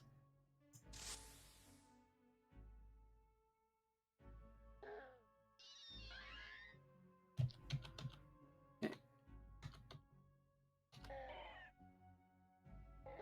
Now there's a bunch of fighting that's going on. Okay, let's see if I can sunder this thing's mind. Yeah, your mental attack has no effect. Let's temporal fugue. Oh, okay. Did I get? Oh god, my skin itches. God damn it! I was standing too close and I waited.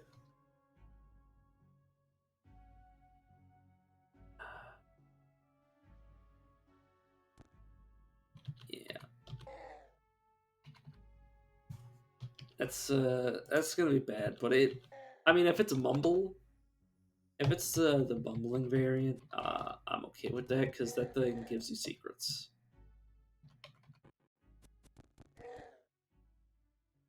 And it really depends. I might have mumbling faces on my face, which would be weird, but entirely uh, unbothering. I would be entirely unbothered by the event.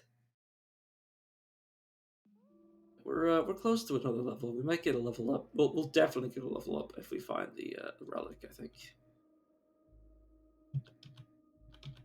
By the time we find the relic, or after we find the relic, one of the two. The level will come. Do not worry yourself with that part. Revolver. It's just a book of gun. I don't know. It could be anything. Read it if somebody asks, but I think I'm currently alone with my thoughts. But I want to play the game, and I'm stuck.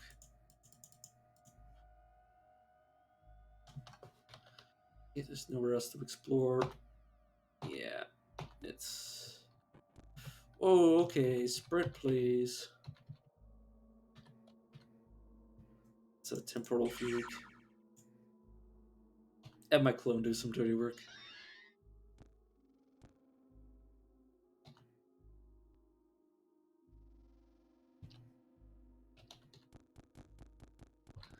Yeah, I don't really need to worry about this thing anymore because I'm already infested with I'm already growing a fungal colony. It's actually an achievement for getting more than one, or not more than one, 3 total different fungal infections.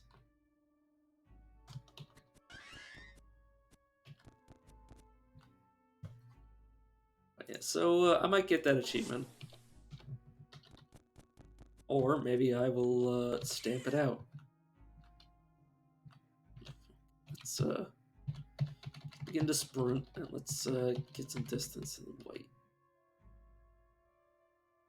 So wait until we're fully healed.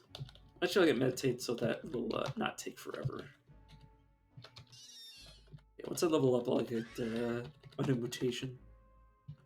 Okay, careful.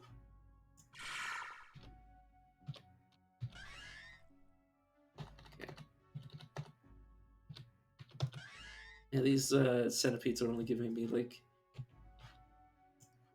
peanuts in terms of experience.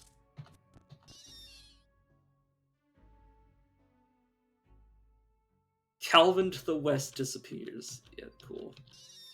It's it occasionally names your different forms.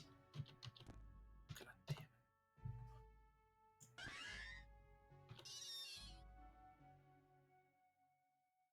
Oh, I just lost a bunch of HP. That's probably from my food wearing off.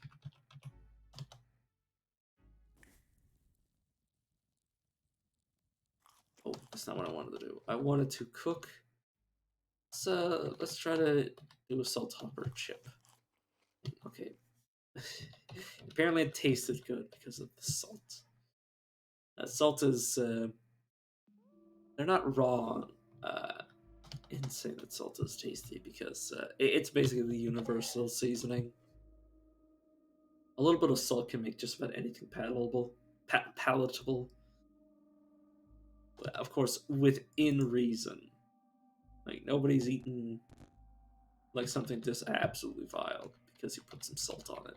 That's not how that works. If only. Imagine if you could just eat anything that had salt on it. That would. Like,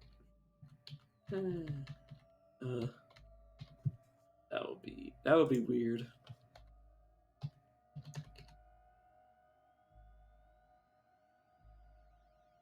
Hmm. Oh, was it this way? I'm just looking for the historical artifact because that is. Oh, I found an oil weep. Yeah, bloody oil. Collect. Yeah, this is worth picking up, so I'm just going to do so. Yeah, bloody oil. The oil weep refuses to speak to me. Why not? I thought we were great friends, oil weep.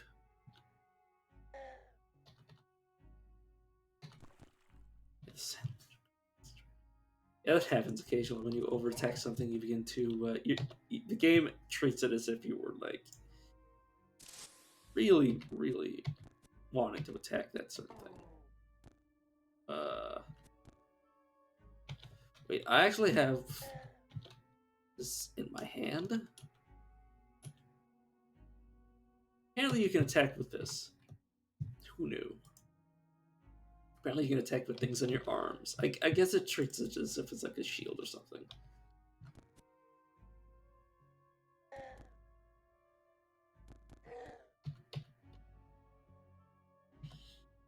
Yeah, my melee attacks technically cool things down, so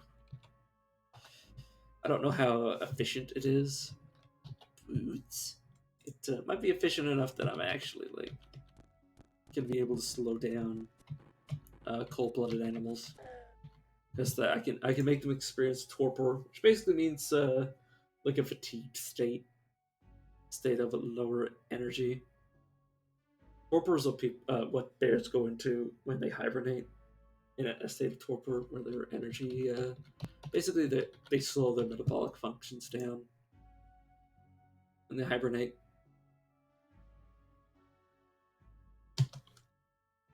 God, I seriously still haven't found that artifact that's supposed to be here. Where could it be? Do I have to dig past something? No, I'm not getting anywhere. There, I mean.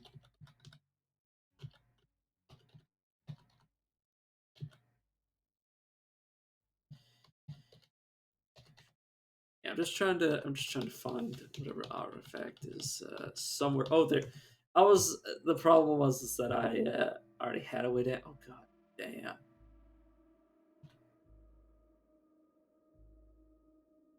Can I do this? Yeah, I can.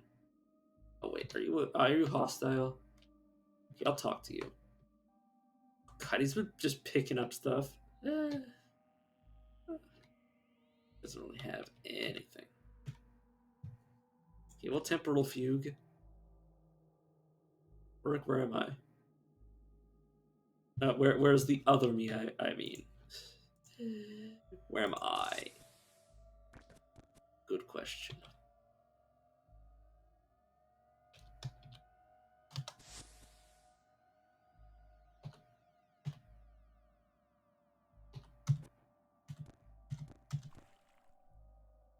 Okay.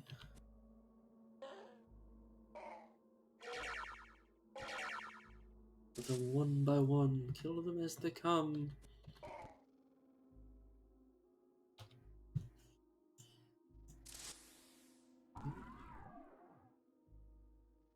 I believe. Oh, wait, what? Underbrush. Wait, don't they have harvest? Shouldn't this be harvesting automatically? I don't know. I guess it isn't actually harvestable. I guess it's actually a living creature rather than a plant. Which is a distinction in this game because you can actually have. Yeah, I'm gonna kill this trash monk. I think I can.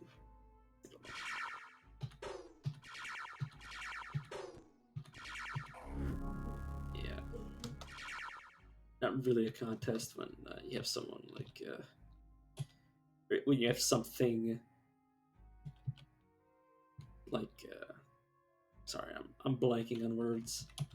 It's something when you have something like Sundermind, because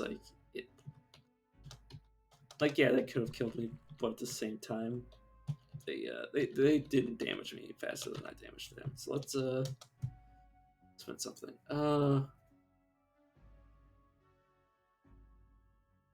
Fire missile weapons. You distort time around you in order to slow down your enemies. You distort time around your person in order to slow down your enemies. Let's do this. So time dilation, basically, uh, things around me by one, things adjacent to me, right next to me, have a penalty of 60% when I activate it. That's not awful. It's gonna contribute to Glimmer. That's okay. Okay, whenever you hit with a cudgel, there's a 50% chance that you daze for 3 to 4 rounds. It daze an already dazed opponent, they will instead be stunned for 1 turn. So, for example,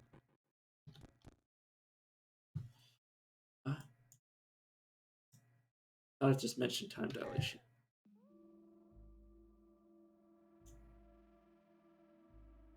I'm not able to scroll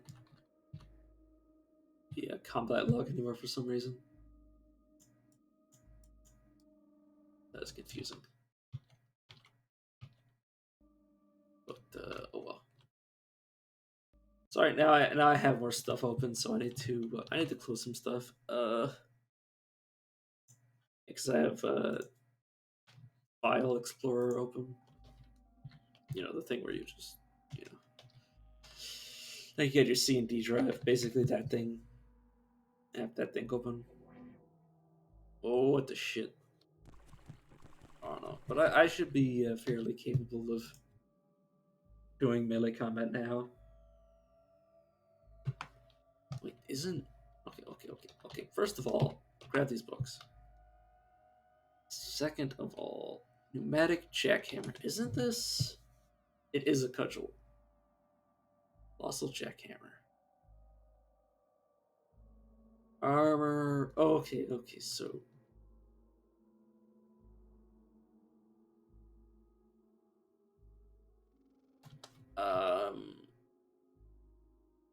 it's 2d4. That's not impressive. I feel like that's not impressive. Me, anyways.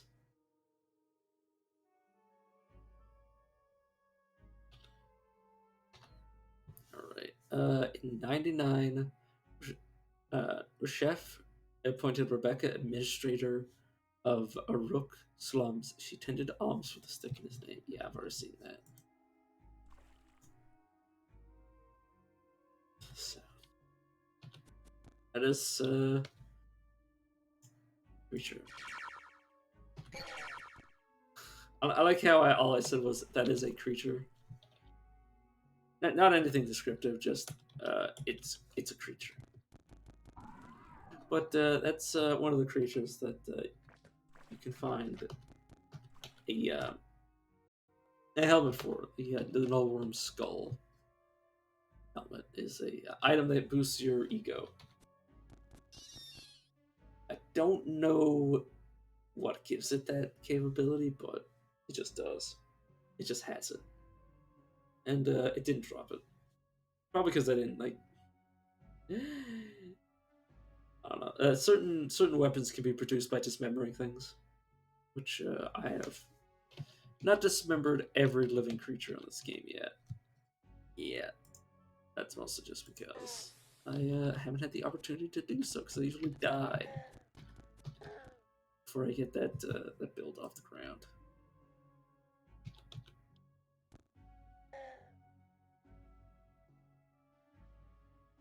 But yeah, it's I don't know. Let's just freeze this thing. It should slow down. Oh, it is dead.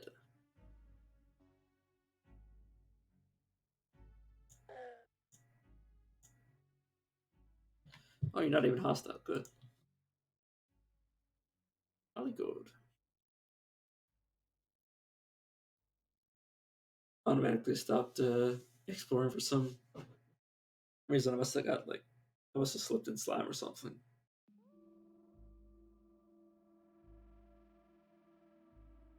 But yeah. Oh. I actually need to do something. Alright, okay, there's a way down. Yeah, this is where it could be dangerous. I say, and then nothing immediately happens. You hostile? Of course you are. Let's bring in my okay, so we now have a we now have a slight problem. So our our clone has used its ability to dilate time. So we are under the effects of its time dilation effect.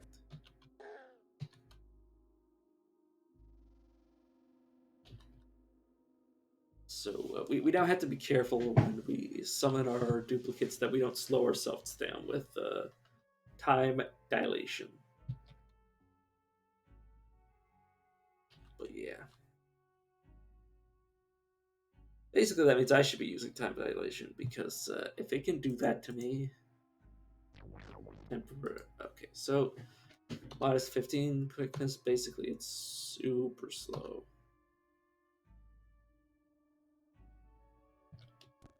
So it's currently slowed down by 60, and now it's fighting me because it's an unshelled reptile.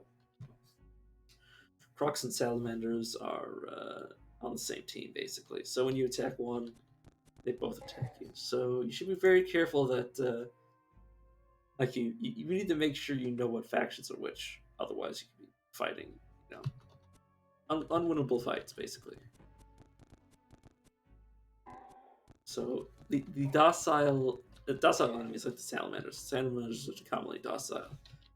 We'll pick a fight with you if you pick a fight with their other members. They're like if you fight a hostile member of a faction, it will cause you to get into a fight with all of your other. Okay. Now I have to be very afraid of my duplicates because they will slow me into oblivion. The best way to deal with that is by also well, the thing is that it slows you. Um, it slows you just as much as you slow everything else. So if something's coming after you, they will be slowed by your duplicate as well. So it's usually okay. Worm jerky and salt. So cook this for the rest of the day, and 15% max HP. It's not bad.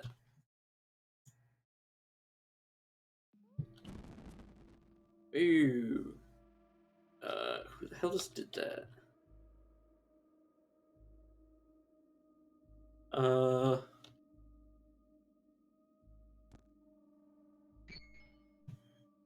What did that? And I can't scroll, so I don't know.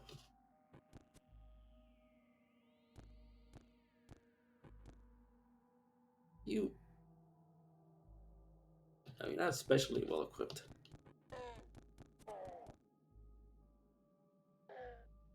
Not really well equipped at all.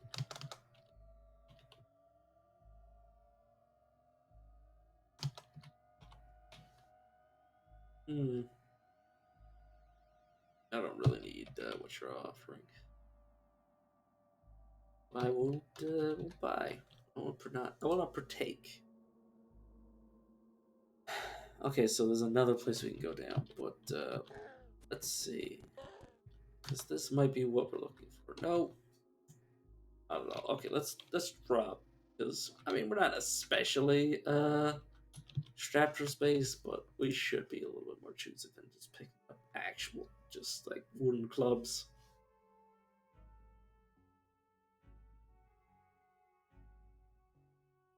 So we gotta go down again.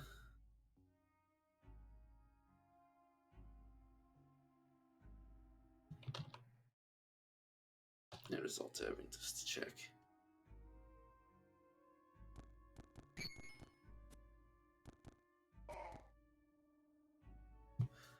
Okay, let's roll fugue. And time dilate. So we now slow ourselves down. But they are getting slowed more than us.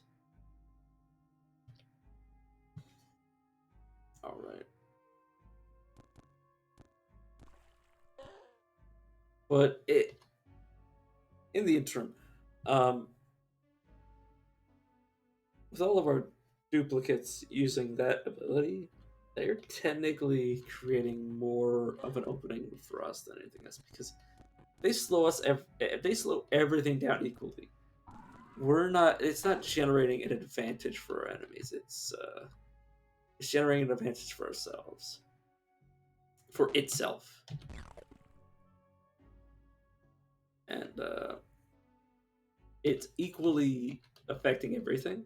So as it does that, it will basically act independently for a long period of time, or it will act mostly unhindered for a long period of time. Oh, glow crust. Yeah, that's right. I'm looking at equipment. I see outcrop. Worn on back. Okay, it's not. It's not preventing me from wearing anything important. Rime dotted nodules crust over infected skin for an algid mist clings. Algid mist clings. The fungal colony has terraformed into hypodermis into uh, um, terraformed the epidermis into what looks like a miniature ridge of ice-capped peaks. An ice crop. Okay. Move. So it's actually not even bad for now. Yeah, musket turrets aren't really a threat to us right now because they have low HP. One night under the beetle moon, a babe was found swaddled with a potent boot in each.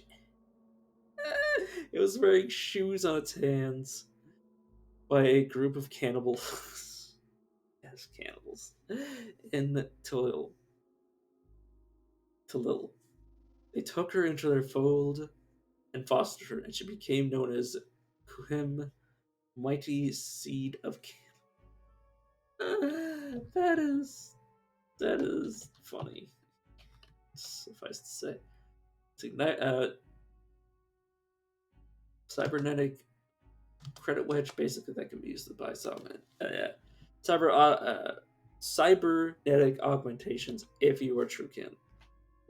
Alright, we found the glazed solace.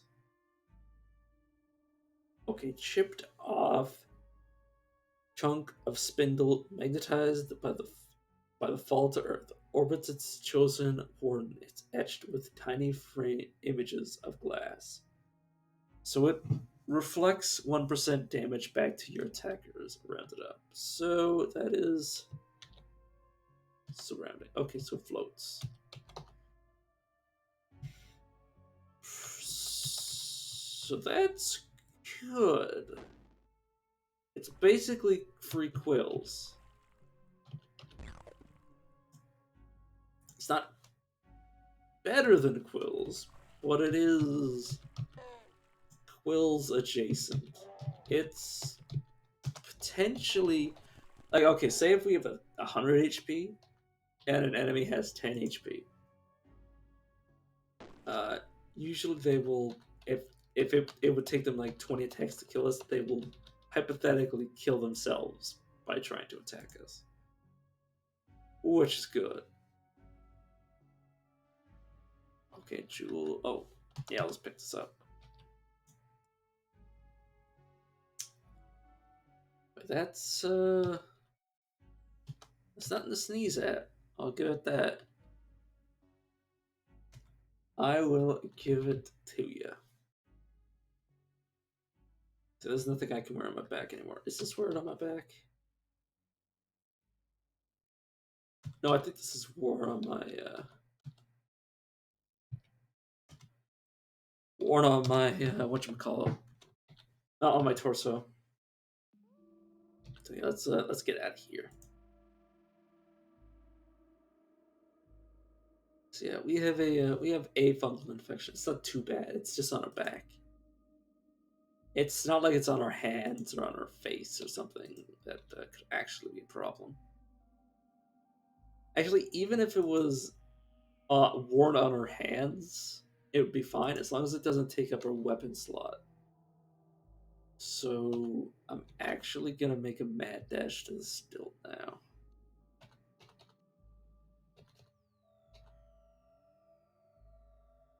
So okay, we level up again.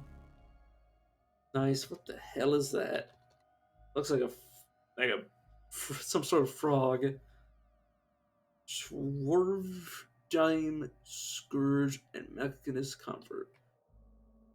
Though yet young, she has gathered wits beyond a hatchling's, and now also gathers tinsel trinkets to hoard. By crushing polyps of coral in her mouth and rolls the bits in sticky spit, she crafts goblets of razor-sharp shrapnel to launch at those who threaten her.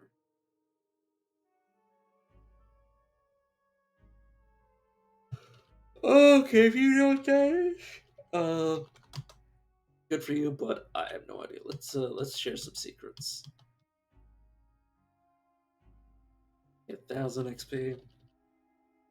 Let's look at this. Oh, we didn't even get anything new. Let's go to our friend over here and let's buy boots and a shield. I do not have the resources. Yes, I do.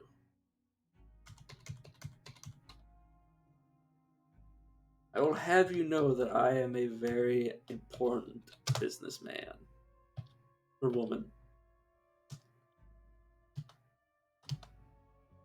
I don't know. I don't know. Well, I'm a man. I was basically saying that I have no idea what our character is supposed to be.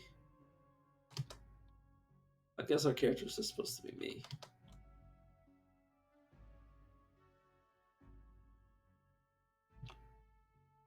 I just skip it through because I forgot that there's special dialogue. Okay, this is more reasonable. The goat folk. Let's start going down the list.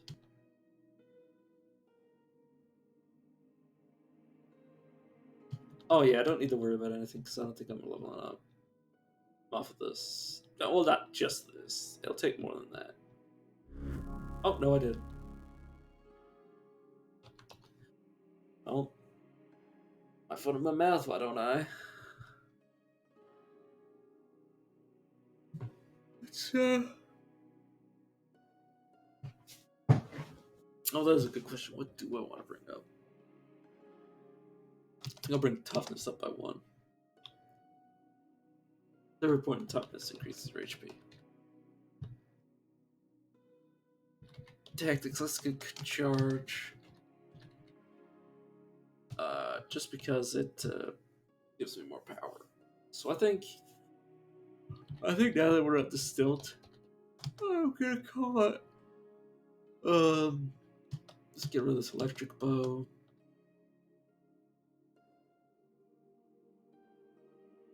And 2 camp cells.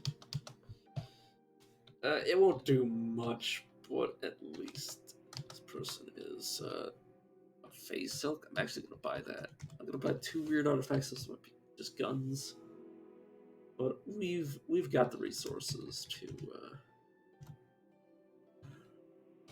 trade. Let's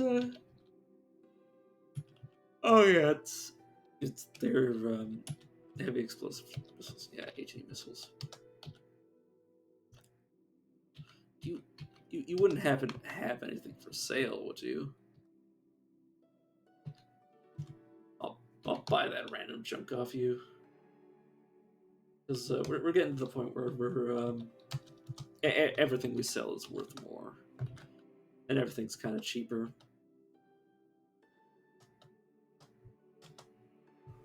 Yeah, but the amount of we're doing that it would take, and I'm not gonna rot a ritual for him. He has Crysteel Shard Mail, Chrome Mantle, Weird Artifact. I'm pretty sure he's like a rocket launcher or something. Considering he has 8 heavy explosives. Alright, but how do we be? calling it for night. I'm super tired. Let's see you guys.